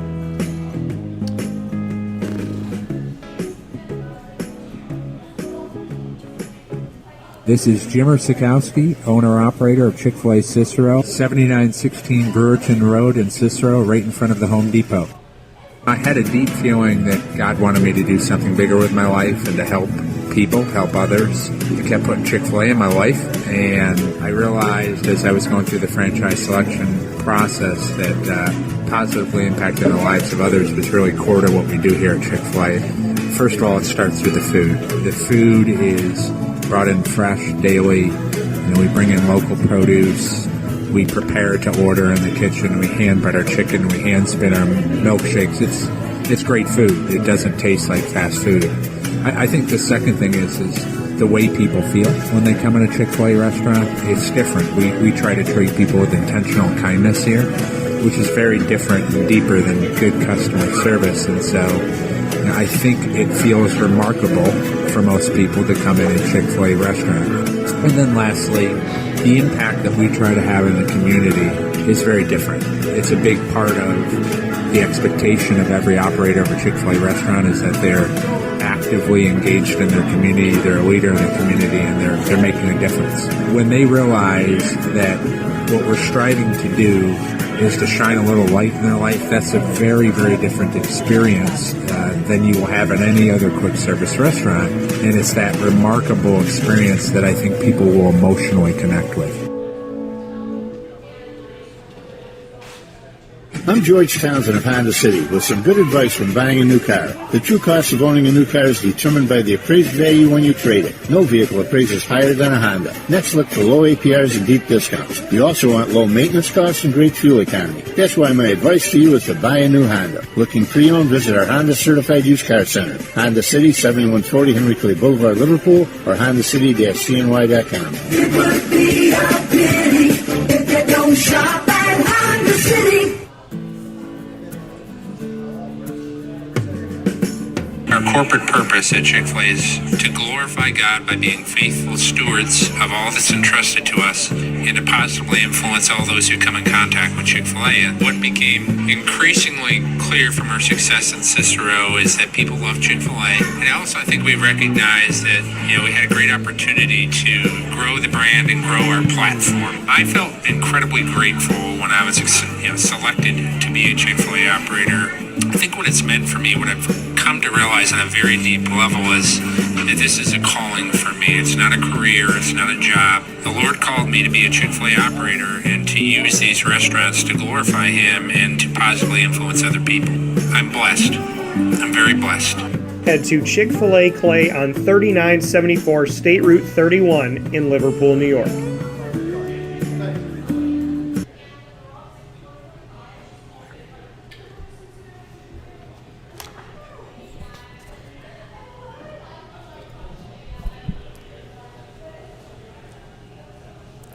Welcome back here to Wake Up Call with Dan Tortora, live from iDrive. We are on site, on location in Florida in Focus Week, bringing you college football and the NFL conversation, fantasy football today with Mr. Mike Sofka. You know he's with me every single Wednesday from 10 a.m. to 11 a.m. in our normal schedule, and with us being here at Hooters on 8801 International Drive in Orlando, Florida. They open right at 11 o'clock, so we changed our time for this week to be 11 a.m. to 1 p.m. so that we can be with you the moment the door opens. We open here, right here, as the microphone turns on, and we go live on Facebook.com/WakeUpCallDT, Facebook.com/LiveNowDT, as well as YouTube.com/WakeUpCallDT, and of course you're listening on MixLR.com/WakeUpCallDT and on WakeUpCallDT.com. Once the show goes live, you can find us on Stitcher, Spotify, MixLR, YouTube, iTunes, and Apple Podcasts, iHeartRadio, TuneIn, and Podbean by searching Wake Up Call with Dan Tortora, or one word, Wake Up Call DT. With that being said, Mike Sofka of Hall of Fame FantasyFootball.com and the Winning Fantasy Football Group on Facebook, which we both have there for you on Facebook for free. So those of you watching on Facebook, type in Winning Fantasy Football, click join. We'll bring you in to the party. Mike's wearing the right clothes, and Mike set me up too and gave me a little surprise today as we have our Winning Fantasy Football shirts. And we are happy to welcome you all to the group and do some really cool things all throughout the year with Winning Fantasy Football. Of course, the YouTube page that you can check out as well. It's time to get to our fantasy wide receivers as we're setting you up for your fantasy football season. And Mike and I are setting each other up for our draft tonight. So everybody that's in our draft that's known us for over a decade, I hope that you watch this after tonight. So that's what I'll say. We're going to go one. We're going to do it by fives like we did with running backs. So 1 through 5, 6 through 10, 11 through 15, and 16 through 20. These are our rankings of the wide receivers in fantasy football for 2021-2022. Mike, 1 through 5, take it away. Yeah, before I do that, I just want to say living in Florida is beautiful, and it's usually beautiful outside. It's very beautiful inside at Hooters today. I just got to say that. All right, I'm going to jump right into the wide receivers. Davante Adams, how can I not have him ranked number one? There are a few people out there I follow along with that see how I'm doing on my rankings that don't have him number one, and that's okay because, well, the top 3 or 4 could all be number one on somebody's list, I'm sure. But Davante Adams, he has that chemistry with Aaron Rodgers. They still have the dynamic running back, and there's a tremendous drop-off at wide receiver after Davante Adams. That means he is the man. He's the guy that's going to get the targets. That's who you want. Tyreek Hill, fastest guy in the NFL. I'm sure that's not the case anymore. There's a couple other 4.29 guys out there, but we were on him 5-6 years ago. This is a guy who I like a lot. He drives that Kansas City offense to where all of a sudden you don't see him, then all of a sudden, boom, there's a 60-yard play. Boom, there's a 20-yard breakout play. There's a screen that they throw to him, wide receiver screen, and he catches it, and then the yak he has is incredible because he's so fast. Yeah. Number 3, Stephon Diggs. Stephon Diggs, number 3. I think he's developed a great relationship with Josh Allen so far after 1 year, and I think Stephon Diggs is worthy of being the number 3 wide receiver for your fantasy team. I'm looking at Hopkins. Are you kidding me? That was the worst trade ever for the Houston Texans. How can you send DeAndre Hopkins? It was like the Jack and the Beanstalk story. Oh, but I got these beans.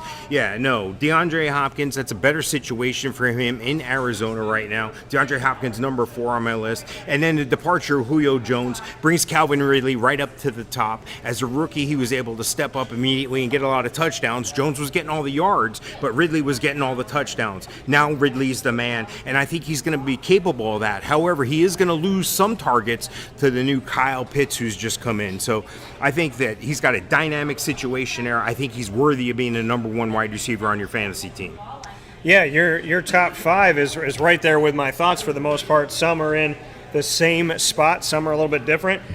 Well, number one is part of one of the most lopsided trades in all of the NFL history.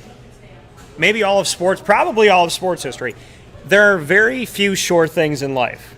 As I found out as a single man in relationships. Professional wrestling. Yeah.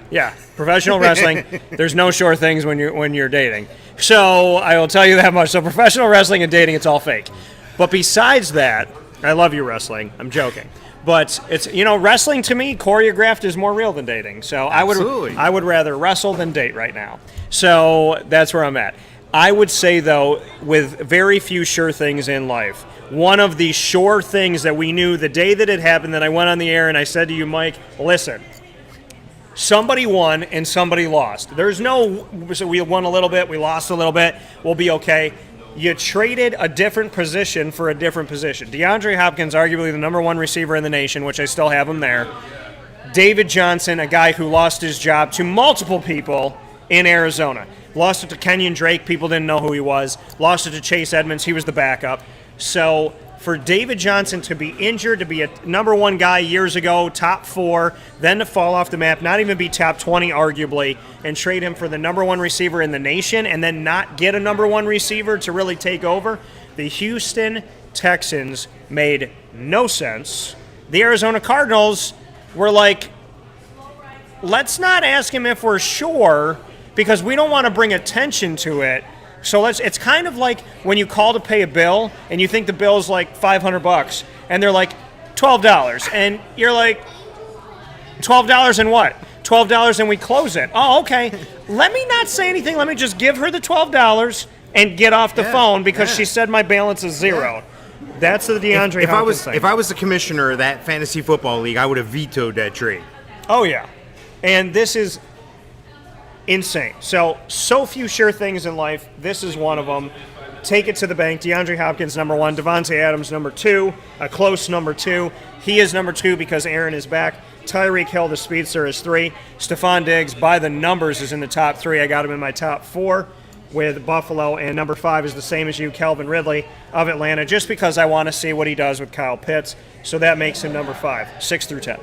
A.J. Brown. I mean, it's going to open things up for him so much with Julio Jones in the mix, but I still think this is A.J. Brown's connection with Ryan Tannehill. He knows how that offense runs inside now. Not that Julio is not a professional, but A.J. Brown, the speedster as well. DK Metcalf, he's a guy that's super fast as well. You saw him run somebody down and tackle him from behind last year after a pick was thrown. This is a guy who's lightning quick. This is a guy who's going to continue to grow and continue to develop. He's number 7. Justin Jefferson, this is a guy who can be capable of being a top 3 receiver in this league. He may end up this year as top 3. Right now, he's number 8 on my rankings out of Minnesota. Keenan Allen is going to get the looks. He's going to get the targets. He's the clear number 1 in San Diego. He's obviously developing a good relationship with Justin Herbert, and I think that's real important. They have a balanced attack out of the backfield as well, so that's going to bode well for Keenan Allen. And then Allen Robinson. There's days and weeks where I think, what would it have been like if he would have stayed at Jacksonville? But, stuff happens, things change, stuff moves on. Allen Robinson, he's the number 1 in Chicago. I know Darryl Mooney's going to get his share, but the biggest question mark, again, is the quarterback. Is it going to continue to be Andy Dalton? When does that change at quarterback come? So that could be good or bad for his numbers. That's yet to be seen. But right now, he's number 10 on my rankings.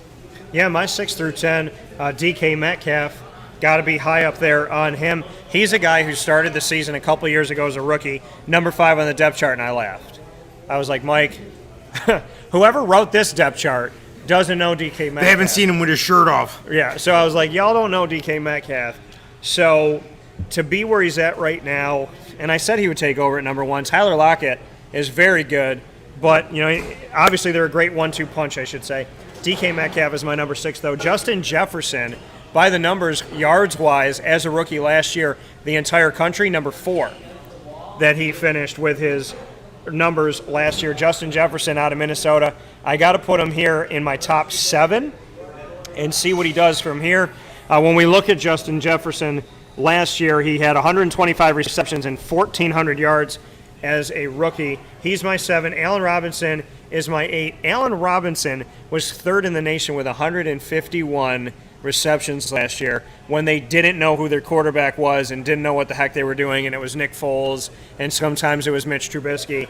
Well, this year they don't know, and I'm not worried because of what he did last year. And now I think he's got more talent at quarterback, arguably, with Andy Dalton and Justin Fields. So I like that he is, he's done it, and he's done it well, and he's stayed healthy. Allen Robinson, number 8 for me, just because he's shown that he's going to get the numbers no matter who's at quarterback.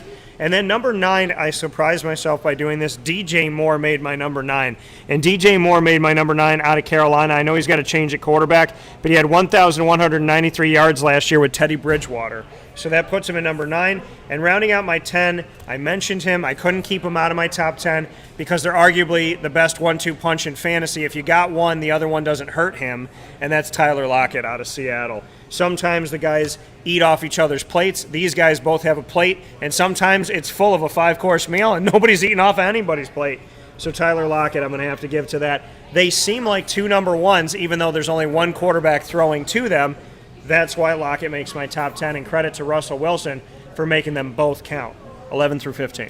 I got Terry McLaurin at 11. I've seen him as high as 7. I've seen him as low as 21, but I think he's capable of being a top 10. He just got squeaked out here. Look, he's got a great quarterback. Well, okay, he's got a quarterback who can throw the ball far. He's got a very smart quarterback in Ryan Fitzpatrick. They got a very balanced attack, and I don't think the presence of Curtis Samuel is going to hurt him. I think Terry McLaurin's going to be the guy to continue to stretch the field in Washington. Amari Cooper, this is a guy who's continuing to focus on being the number 1. He is the number 1 in Dallas.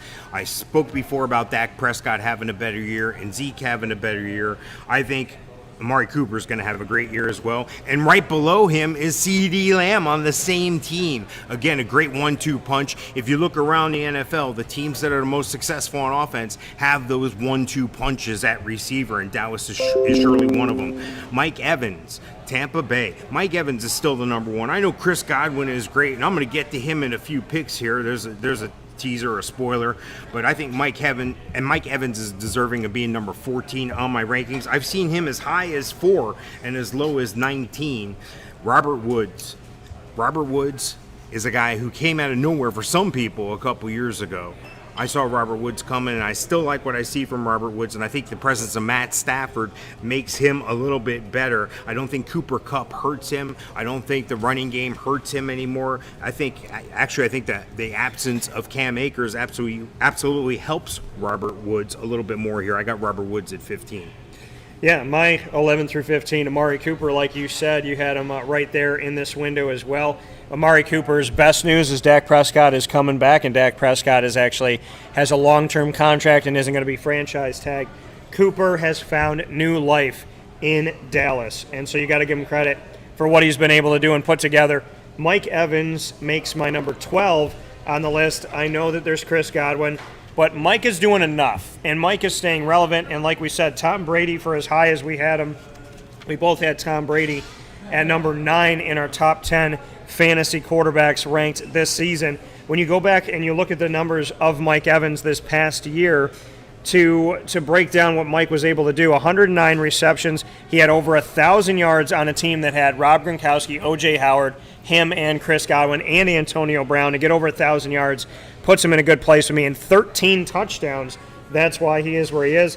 DJ Moore makes it Terry McLaurin is going to make my number 13 here.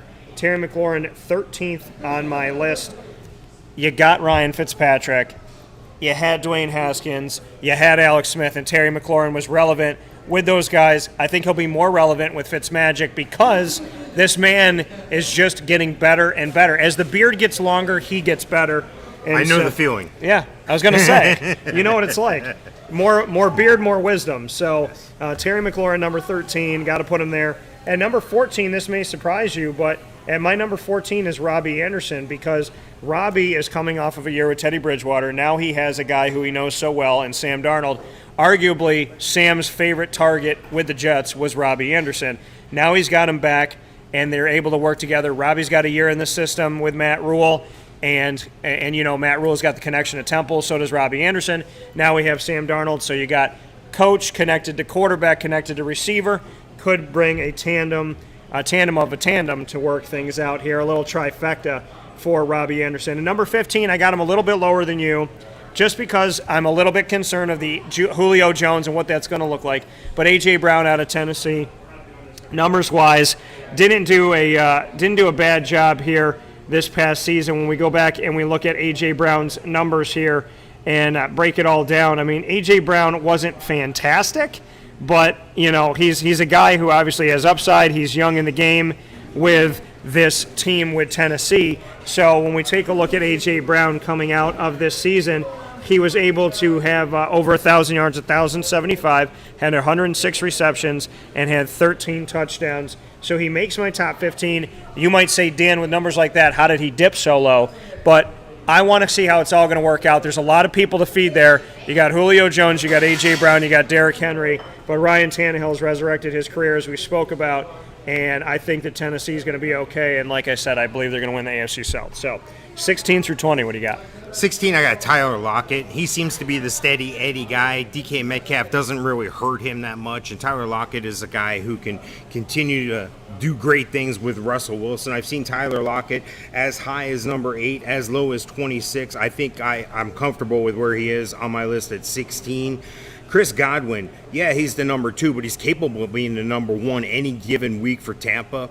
You look at Mike Evans is going to get, you would think, a lion's share, but there's going to be games where Mike Evans is going to take second fiddle to Chris Godwin, depending on the defensive matchups. So I'm comfortable with him at 17. At 18, Cooper Kupp.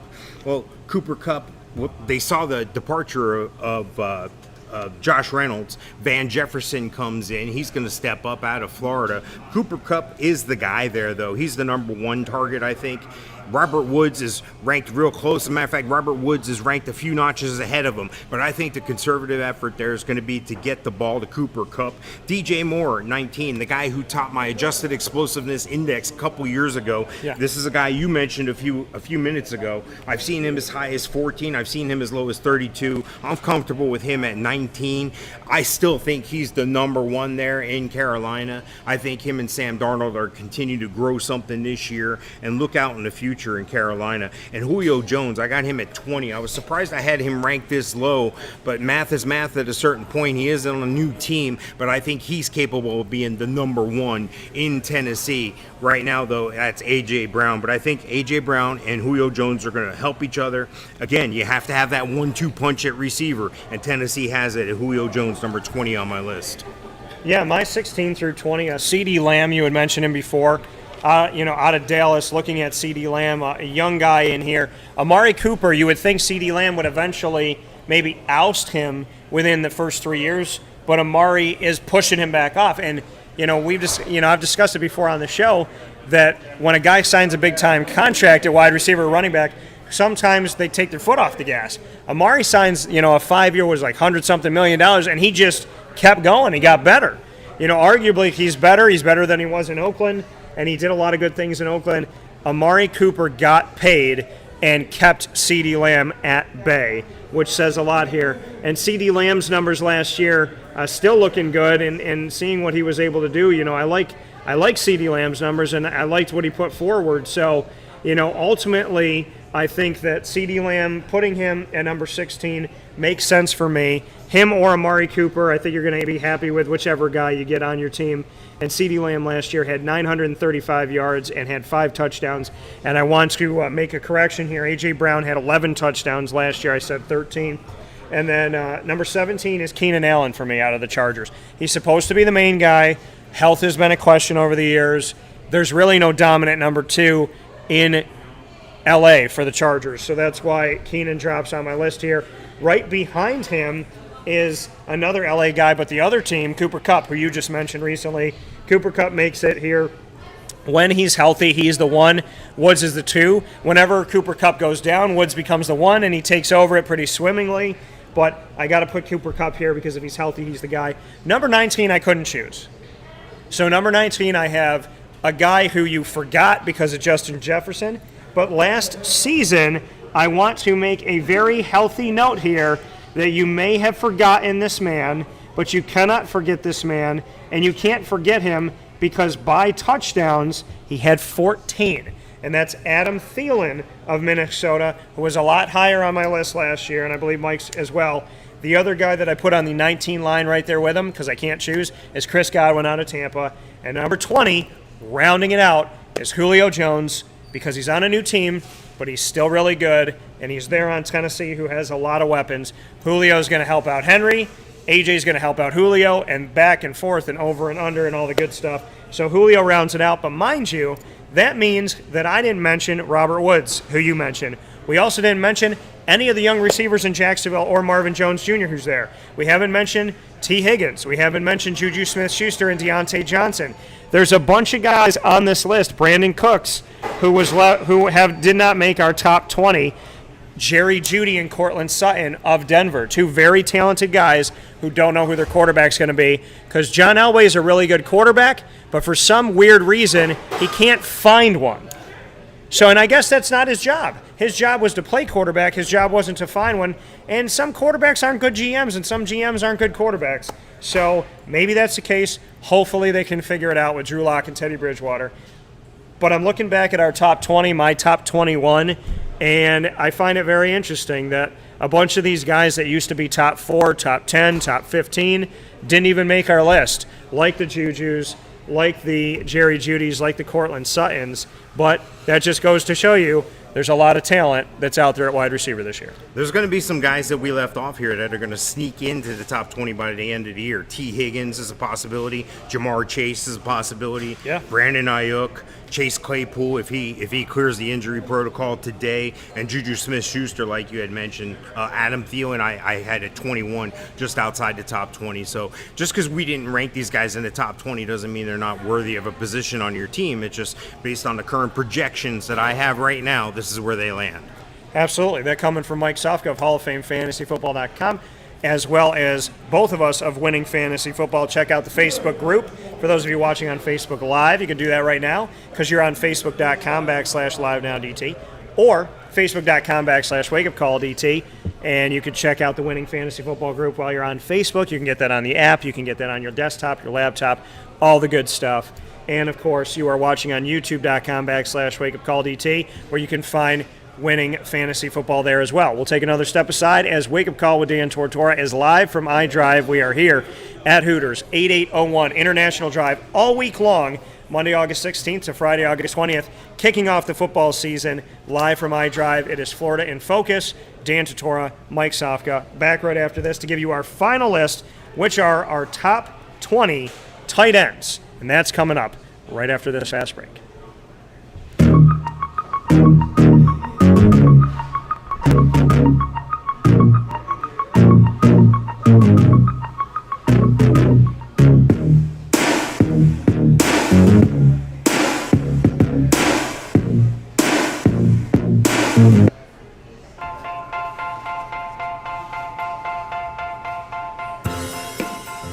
Cafe Cabal Mobile Cafe brings the cafe experience to you. We'll roll out to your neighborhood or office, ready to serve our locally crafted espresso bar to our loyal patrons. Inquire at cafecubal.com. Cafe Cabal, coffee for the soul.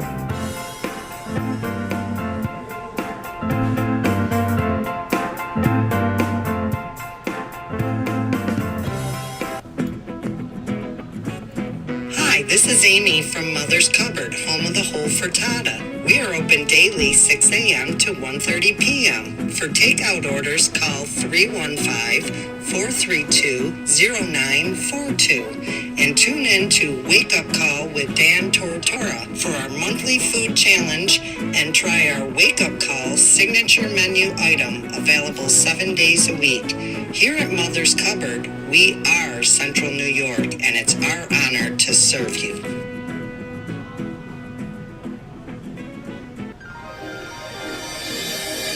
Ma and Pa's Kettle Corn and Popcorn Factory, located on 201 7th North Street in Liverpool, is home to over 40 flavors with more than 200 flavors in their total wheelhouse. Sky's the limit for this sweet and savory Central New York company. Keep it local at your parties, fundraisers, wedding showers, baby showers, and more by calling 315-450-MA-PA.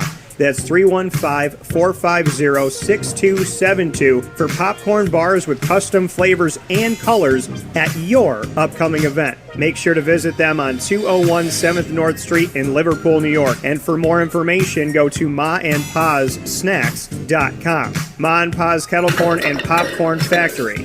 How corny are you?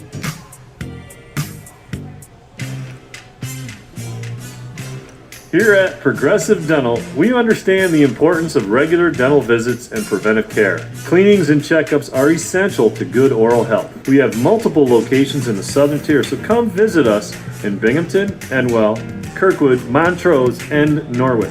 For self-pay non-insured patients, we offer the Smile Plan, which covers all of your cleanings, x-rays, and exams for an affordable yearly price. Call 607-754-2273 or 607-754-CARE to make an appointment today. For more information, visit our website at progressivedentalny.com.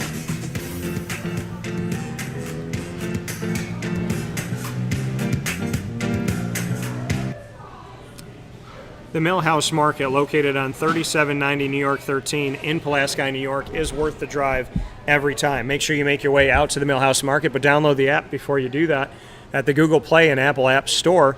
There you'll find the entire menu. You'll find the Google Maps to get directions to Millhouse Market from wherever you are. So you literally have the directions, the entire menu at your fingertips, contactless pay, and you can go up to the drive-through window, grab your food, and go at the Millhouse Market.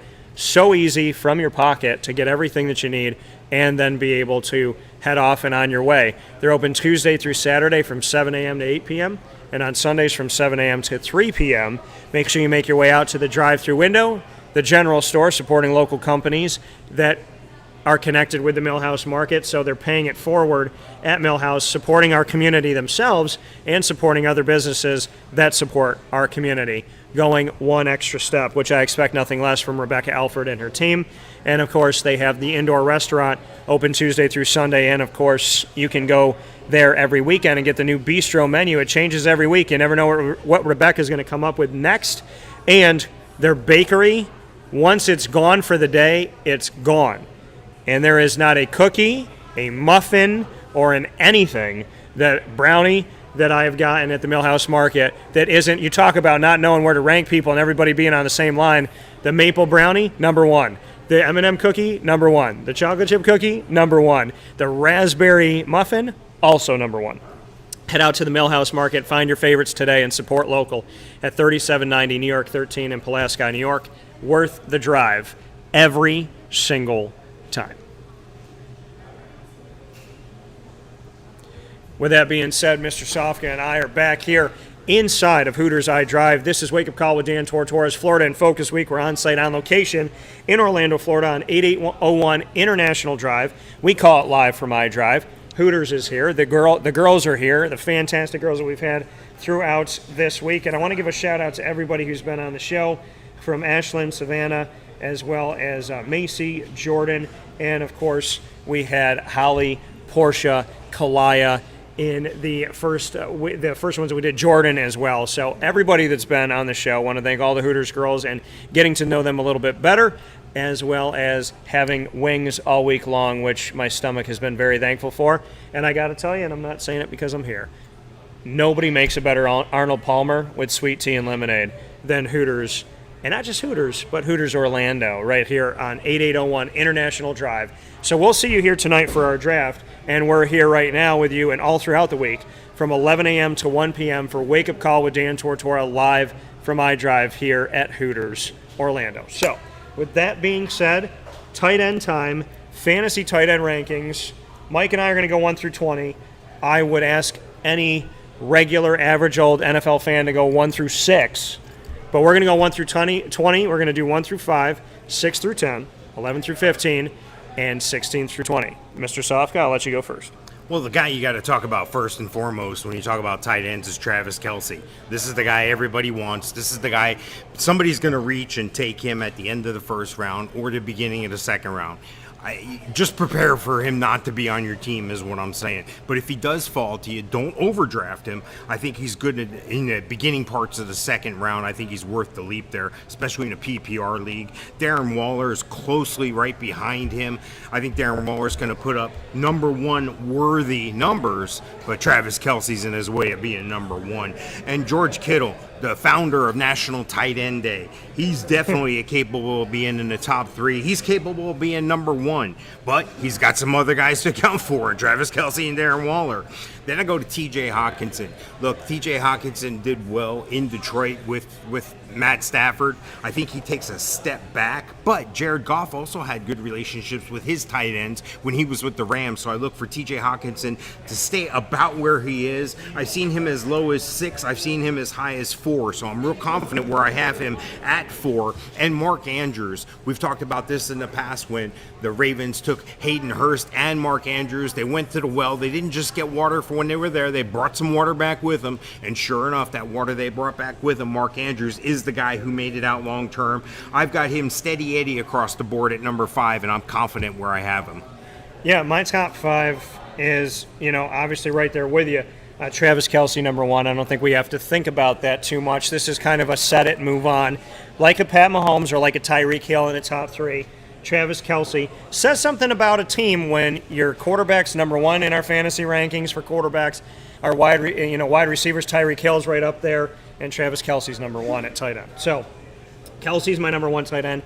Shooting up the list is Darren Waller, and deservedly so that Darren Waller goes up this list, because when you go back and you look at it last season, Darren Waller, 1,196 yards. If you group him with the wide receivers of all 32 teams, he had the 10th highest receiving yards as a tight end with all of the receivers in that, and he had 9 touchdowns. So Darren Waller goes up the list for the Las Vegas Raiders. TJ Hockenson, number 3 for me. Which I know he's got Jared Goff and not Matt Stafford, but he's done some good things. Hockenson had some good numbers last year.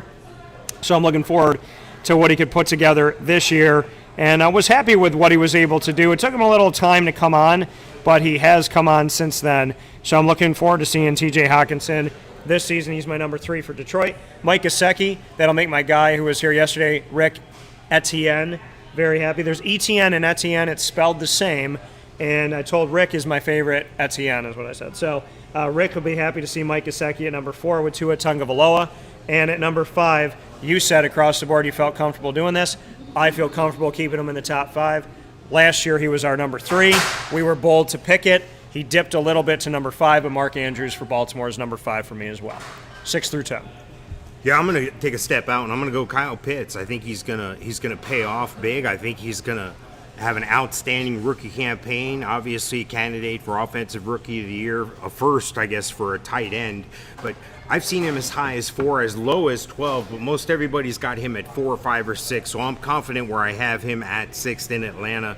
Noah Fant, this is a guy who quietly has become a very good receiver in Denver. Again, even with quarterback issues and problems, I think Drew Lock may end up getting the edge there to start with. He may be on a short leash, though, with Teddy Bridgewater right behind him. I don't think it's going to matter. I think Noah Fant's going to get his targets. Dallas Goedert is one to watch. I don't think Zach Ertz is going to hurt him that much. As a matter of fact, I would be surprised if Zach Ertz is still on a team week 1. But hey, I was surprised he's still on a team right now. But Dallas Goedert's going to continue to get his targets. I've seen him as high as 7, as low as 14. I'm comfortable with him at 8. Tyler Higbee, I think this is an improvement for having Matt Stafford at quarterback. Tyler Higbee's going to make out. He's going to move into the top 10. He's going to go, I've seen him as high as number 6. I've seen him as low as 23, Tyler Higbee. And then Logan Thomas. He's quickly become an outstanding tight end. I've seen him as high as 7, as low as 19. John Bates isn't going to impede on him that much. I think Logan Thomas is going to continue to have a great success and move up. Right now, he's at number 10. So we're giving our fantasy rankings. We are back here with Ashlyn of the great state of North Carolina. I have to say that you had the best exit of any Hooters girl yesterday when you just waved and you disappeared. And as Rick said, you did a nice little magic trick. So did you know you were going to do that before you came up here? No. Okay. This cord kind of blocks me from walking, so I had a had a duck. And you did it so effortlessly, but it looked great on camera, so I got to give you a shout out for that. Thank you. And we have to shout out Mom because she's really good at being an FBI agent on the internet, and she found your video immediately on our social media. Yep. So can we tell everybody Mom's first name? April. April. So shout out to April. What do you want to say to Mom? Love you. Okay. Apparently Mom's back at home. Mm-hmm. How does she feel about you being in Orlando? She hates it. Okay. Like any North Carolinian mom, Yep. they hate when you leave home. Mm-hmm. Does she come to visit? Will she come to visit? Yes, she's coming next week. Oh, okay. So you've been here 3 weeks, so she'll be here within a month. Yeah. Yeah, that's also a North Carolinian thing. So Mike wasn't here yesterday. Rick was in here. So Mike, you can ask any question. We've done like music, movies, some different stuff. I'm gonna let you throw one to Ashlyn here before we jump into some of the other things. All right, you're going on a long road trip. What song are you listening to, or what band are you listening to? Ooh. Talked about Justin Bieber yesterday. Oh yeah. Well, thank you for being here, Justin Bieber. Come on. Yes. Anything EDM, really. The glow stick thing while you're driving? Oh yeah. Okay. All right. Fair Rave enough. while I'm driving. So we're talking about fantasy football. Mike and I do this every single week. We do the Fantasy Football Power Hour. We've been doing it for years, and we'll be drafting here tonight. Have you ever played fantasy football? Nope. Do you know anything about fantasy football? I know that you pick teams.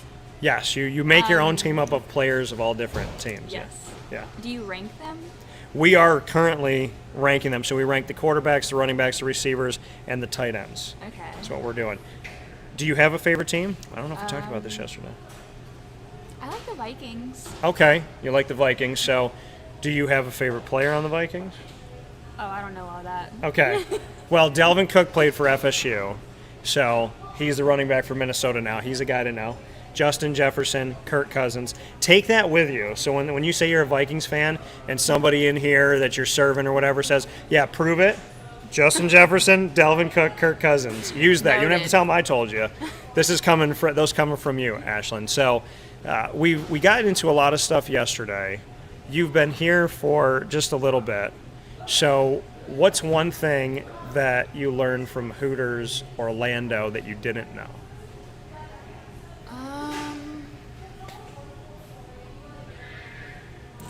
That's a hard one. You asked hard questions yesterday, so. She did. She asked a specific. She was like, "What's your favorite memory from 4th grade?" And in my brain, I'm like, "I'm not going to remember 4th." And then, boom, Mrs. Anderson and everything came back to me. Well, it's only my second day at this one, so it's kind of hard to tell. Well, what have you had to pick up? Like, what's something you have to get comfortable with because it's a different layout and. The whole layout, yeah, like Okay. the table numbers, where the cell window's at. Because here it's in the kitchen, but back home it was in the middle of the restaurant. And you're back home. You were in Jacksonville, North Carolina, Yeah. right? Which is strange because I'm a Jacksonville Jaguars fan, and there's a Jacksonville, North Carolina. I know we talked about how you moved and you love it here, but your top 3 favorite things about Jacksonville, North Carolina. It's near the beach. Okay. That's pretty much all there is. Family. Oh yeah, family. Family. Sorry, Mom. Probably family. And my dogs. And your dogs. So how many dogs do you have? 4. Wow. What are they? I have a Chihuahua, Okay. a Golden Retriever, and 2 Pit Bull Great Dane mixes. And their names are? Axel, Aria, Sugar, and Lily. So Lily, I have a Lily. Really? I do. Lily's Now the Chihuahua. Okay, so Lily's my small dog too. I'm going to show you Lily. I got to find Lily. Hold on. But Lily is very tiny. And do I have a good one of Lily? Let me see here. So she's 10 pounds. This is Lily. Oh my gosh. That's her. She's so fluffy. She's a Havanese. She looks like a Build-A-Bear. So that's. She does. So hold on here. I want to make sure that we can see it here. So this is Lily, but you can't really see it with the camera. But there she is. But yeah, she sits on my shoulder and she'll literally stay there for like 2 hours. Aww. But you have like a very unique. Do they get along? Oh yeah. They're all different love sizes? They love each other. Axel and Aria, they're blood related, just different Okay. letters. Okay. So they go at it a lot, messing around, of course. And then Sugar, she's the second oldest. Lily's the oldest, but Okay. Sugar's the second oldest. She's like the mom to everyone. And then Lily, she just thinks she's alpha male. So, your parents have all 4. Mm-hmm. How many kids do your parents have? 2. 2. Oh, okay, so that makes sense. Because you can have more dogs. Like, if you have 4 kids, you can't have 4 dogs. Oh, yeah. Like, you can't do that. And there's no kids left at the house now. My brother lives in Utah. How did he go to Utah? Probably by plane. He actually drove. Yeah. But what brought him there? Well, it's just like more his style, honestly. Because he's Okay. such an outdoors person. Okay. And there's so many outdoorsy things there. And him and his girlfriend moved there. Okay. All right. Salt Lake City or no? Yep. Okay. I was going to say the only thing I know about Utah is Salt Lake City. If you could live anywhere but Orlando, where would it be? Anywhere tropical. Anywhere tropical. I don't have anywhere specific, just make sure it's tropical. Okay. Warm weather and beaches. We're doing our fantasy draft here tonight. So, you have not done fantasy football before. However, we're going to stay with music. If we had to intro me as the host at 7 o'clock tonight with one song, what would be a song that would be a good intro for me? Baby by Justin Bieber. 100%. Why? Because it's Baby by Justin Bieber. All right, fair enough. I knew you were going to choose Justin Bieber. I just didn't know what I was going to get. And I think the day that I met him, that's what he played. He played like the acoustic. Probably. I was like, because that's like his big hit. yeah. And he played it, and then you hear it on the radio, and it's game changing. Well, Ashlyn, we're going to do rapid fire now, but you're going to get to ask us both 2 questions instead of 1. Because it's even harder on me now. Yeah, but you ask good questions. And the thing is, you're the only repeat Hooters girl that we've had this week, which kind of makes you a veteran. So you get to ask Mike 2, and you get to ask me 2. So go ahead with Mike first. Okay. Can ask him anything about his beard. Anything about his beard? No, you can ask him anything. Macy's on camera right now. No, she's not. I do that every time she walks by because it makes her nervous. If you had to be a dog for a day, what kind of dog would you be and why? Because that dog gets pampered, played with, loved. Dog's, a good dog, responsive, listens well. So not just German Shepherd, but I would be that particular German Shepherd because he gets taken care of very well. Oh, that's awesome. Very good. And another one. Another one for Mike. If you Mike's were... never been on the hot seat before. It's very weird. I don't know. You asked the good ones. What's 9 plus 10? 19. 21. What? You guys never seen that Vine? I have, yes. I have seen that Vine. It's Okay. I'll go with it. That was the only one that came to my mind. No, that's great. I'll go with it. 21. There's also what's 4 plus 4, and the guy says 44. So. Nice. Yes. All right, what's your 2 for me? If you were an iceberg, do you think you would be the iceberg that sunk the Titanic? No, but somebody talked to me about the Titanic earlier this week. Here's my thoughts on the Titanic. And it's very specific, and I realize there's a group, like on Facebook or something for this. She should have shared the door. She should have. Because the reality of it all is she's looking at him, telling him that she loves him, wants to spend forever with him, whatever. And he's sitting in the cold, and there's debris everywhere. The door is massive. So I said what I would have done, knowing that, and this maybe I'm scorned a little bit because I dated some girls that were not the greatest people in the world. I would have opened the doorknob and pulled it, so when I died, she would come with me because she didn't share the door. She chose the jewel over the door, or over sharing with the man that she loves. So I just don't like that scene. And I realize there's a Facebook group that says that she should have shared the door. So I know that I'm starting a movement. Yep. Did you see that? Apparently, there's another Titanic movie coming out where they unfreeze Jack. Titanic 2, yeah. There's a sequel. There used to be sequels. Maybe 1 or 2 movies would get a sequel a year. And now, legitimately, when a comedy gets a sequel, you know that they're just trying to make money. See, I never saw that movie, Titanic. You know why I never saw it? Because you knew what happened? I knew how it ended. Yeah. I wanted them to miss the iceberg and just, get everybody at the end. Exactly. And the thing is, if he knew it was coming, why didn't he start turning the wheel miles away? Yep. There's a lot of questions I have at Titanic. You've opened up a can of worms with me here. What's your last one for me? If you were an ant, do you think you would be a strong ant or a weak ant? Obviously, I'd be a strong ant. Wow. I would be Ant-Man from Marvel because when he shrunk, he actually increased his might. And so the smaller I am, the more I'd be able to push. And I would love fighting as Ant-Man because you wouldn't be able to find me. I could get into anything, and I'd be super powerful. So you've provoked me to answer 2 questions I never thought I'd be asked. Yet now I know that in the Titanic, I mean, I knew I was going to open the doorknob and, let her fall through because she was rude. But Ant-Man, yeah, for sure, I would 100% be Ant-Man. That coming from Ashlyn, made Mom proud. Shout out to April. And, yeah, good questions once again. So you've been here a couple days, and you've already been on a broadcast twice. Yep. So when I come back to Orlando, when I'm here in Orlando, I feel like you're going to have to be like my sit-in host. Oh, yeah. Thanks, Ashlyn. Appreciate Thanks it as for having always. me. So we will be doing more of our rankings now. Ashlyn's not going to help us with those. I'm about to do a magic trick. Yeah, what's your magic trick? I knew that I couldn't just let you off without that, so got to do the magic trick. Thank you. So with that being said, you gave your 6 through 10, Mike. I'm going to give my 6 through 10 at tight end. So my 6 through 10, Kyle Pitts. This is probably like the highest ranked rookie that I've put anywhere. And I mean, it is. And it's because I think he's a wide receiver. And he's got to take where Julio Jones left. And because he's got to take what Julio Jones kind of left open there, Calvin Ridley needs him. And I don't think Kyle Pitts is going to shy away from anything. So to me, he's going to be my number 6. Rob Gronkowski is my number 7. I know he's older, but he got more and more comfortable with Brady at the end of the season and in the postseason.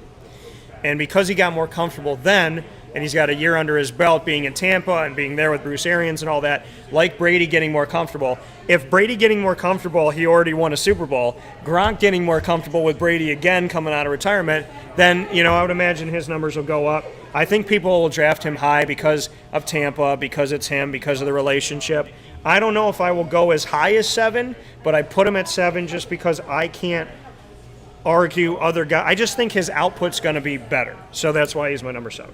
My number 8 is a guy that I wouldn't have talked about at all last year, but he's got Fitzmagic now, and that's Logan Thomas, makes my number 8.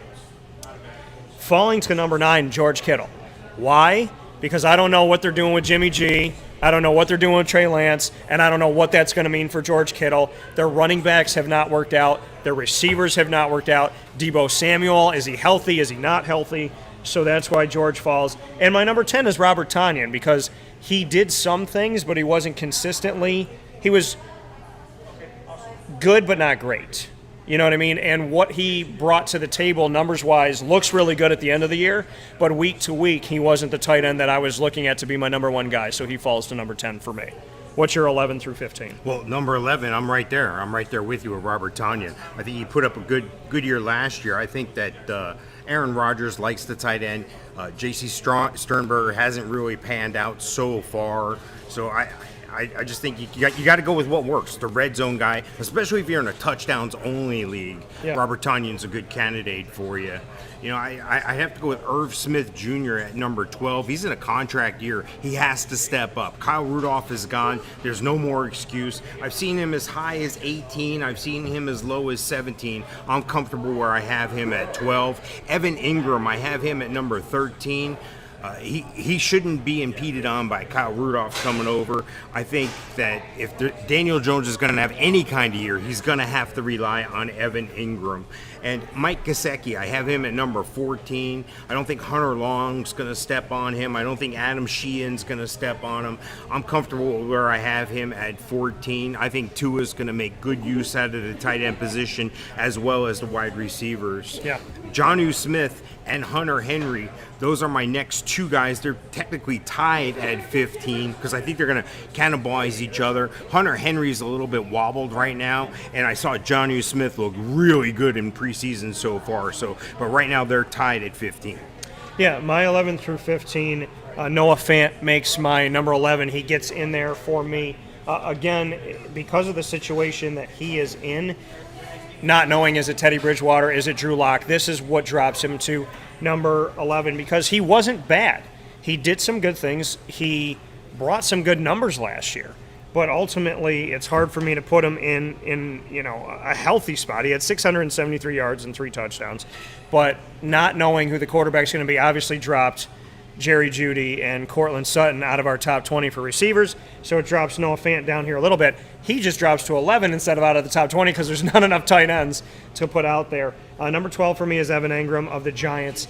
He is somebody that can get into the top 10. He's someone that can squeak in there and find his way in the top 10, maybe a little bit higher than that in this offense. He's got to stay healthy. Last year it was all on him. They had no receivers. They didn't have Saquon Barkley, so I don't think you can really knock him for last year. And I think with everybody healthy, hopefully, he could do what he needs to do. And my number 13 goes to Tyler Higbee of the Rams. Now that he doesn't have Gerald Everett and he's the guy and Matt Stafford's there, we know that Matt Stafford with T.J. Hawkinson did some good things. And I think, being off on the West Coast, Higbee will be able to be a little security blanket for him.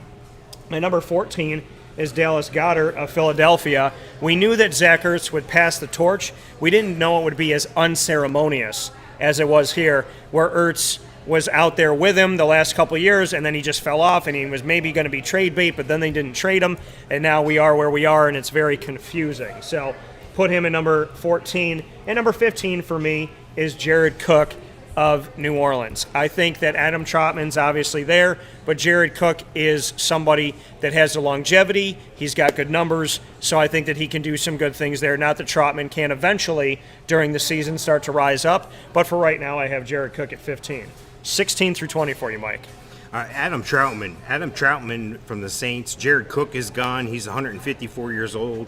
And Adam Trautman, young tight end, he should have the opportunity to step up. He should take advantage of the situation no matter who the quarterback is, Tyreek Hill or Jameis Winston. Then I got Gronk. I got Gronk here at 17 simply because there's too many other options there.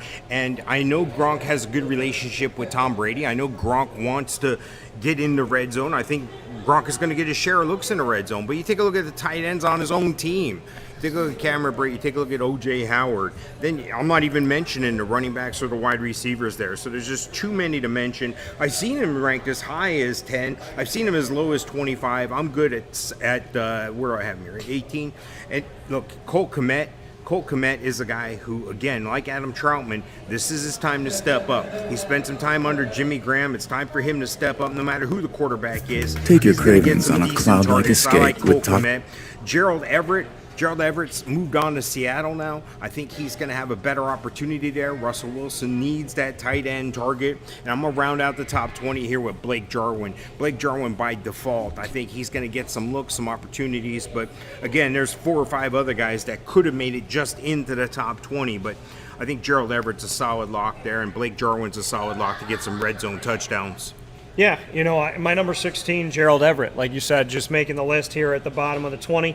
I got him in because he's in Seattle, because he's got Russ the Bus. I think he'll do some good things there. Irv Smith was on your list. He falls down to my number 17 just because I haven't seen much of anything. I liked what Kyle Rudolph used to be, but he was inconsistent. Irv Smith is not – Kyle Rudolph's best is a long way from what Irv Smith's shown me so far. That's why he's 17. Anthony Ferkser of Tennessee I have at 18 because Ryan Tannehill's got to go to someone. He doesn't have Delaney Walker. He doesn't have Jonnu Smith, so that puts him there. And my 19 and 20 are back-to-back, Hunter Henry and Jonnu Smith of New England. I don't know who their quarterback's going to be. I imagine by week 7 it's going to be Mac Jones. Cam Newton might be involved here in the beginning for the first few weeks. But Hunter Henry and Jonnu Smith, 2 former number ones. Hell hath no fury like a Belichick scorned. He spent a lot of money within the first millisecond of free agency. He got Hunter Henry, he got Jonnu Smith. So they're back-to-back for me. Someone will show themselves out. I don't know if both of them will have a great year, but they're at the bottom of my top 20 because it's a question mark right now who's going to do it, but you would imagine that at some point somebody's going to get it, and I think they're better served with Mac Jones as their quarterback at that point. So with that being said, we are going to take our final step aside here. This is Wake Up Call with Dan Tortora live from iDrive, giving you our fantasy football rankings for quarterback, running back, wide receiver, and tight end ahead of our draft tonight at Hooters of iDrive right here on 8801 International Drive in Orlando, Florida. We draft in here at 7 o'clock, and Mike Sofka, Hall of Fame, fantasyfootball.com, and the Winning Fantasy Football group and YouTube channel. So we'll take a step aside and be back right after this.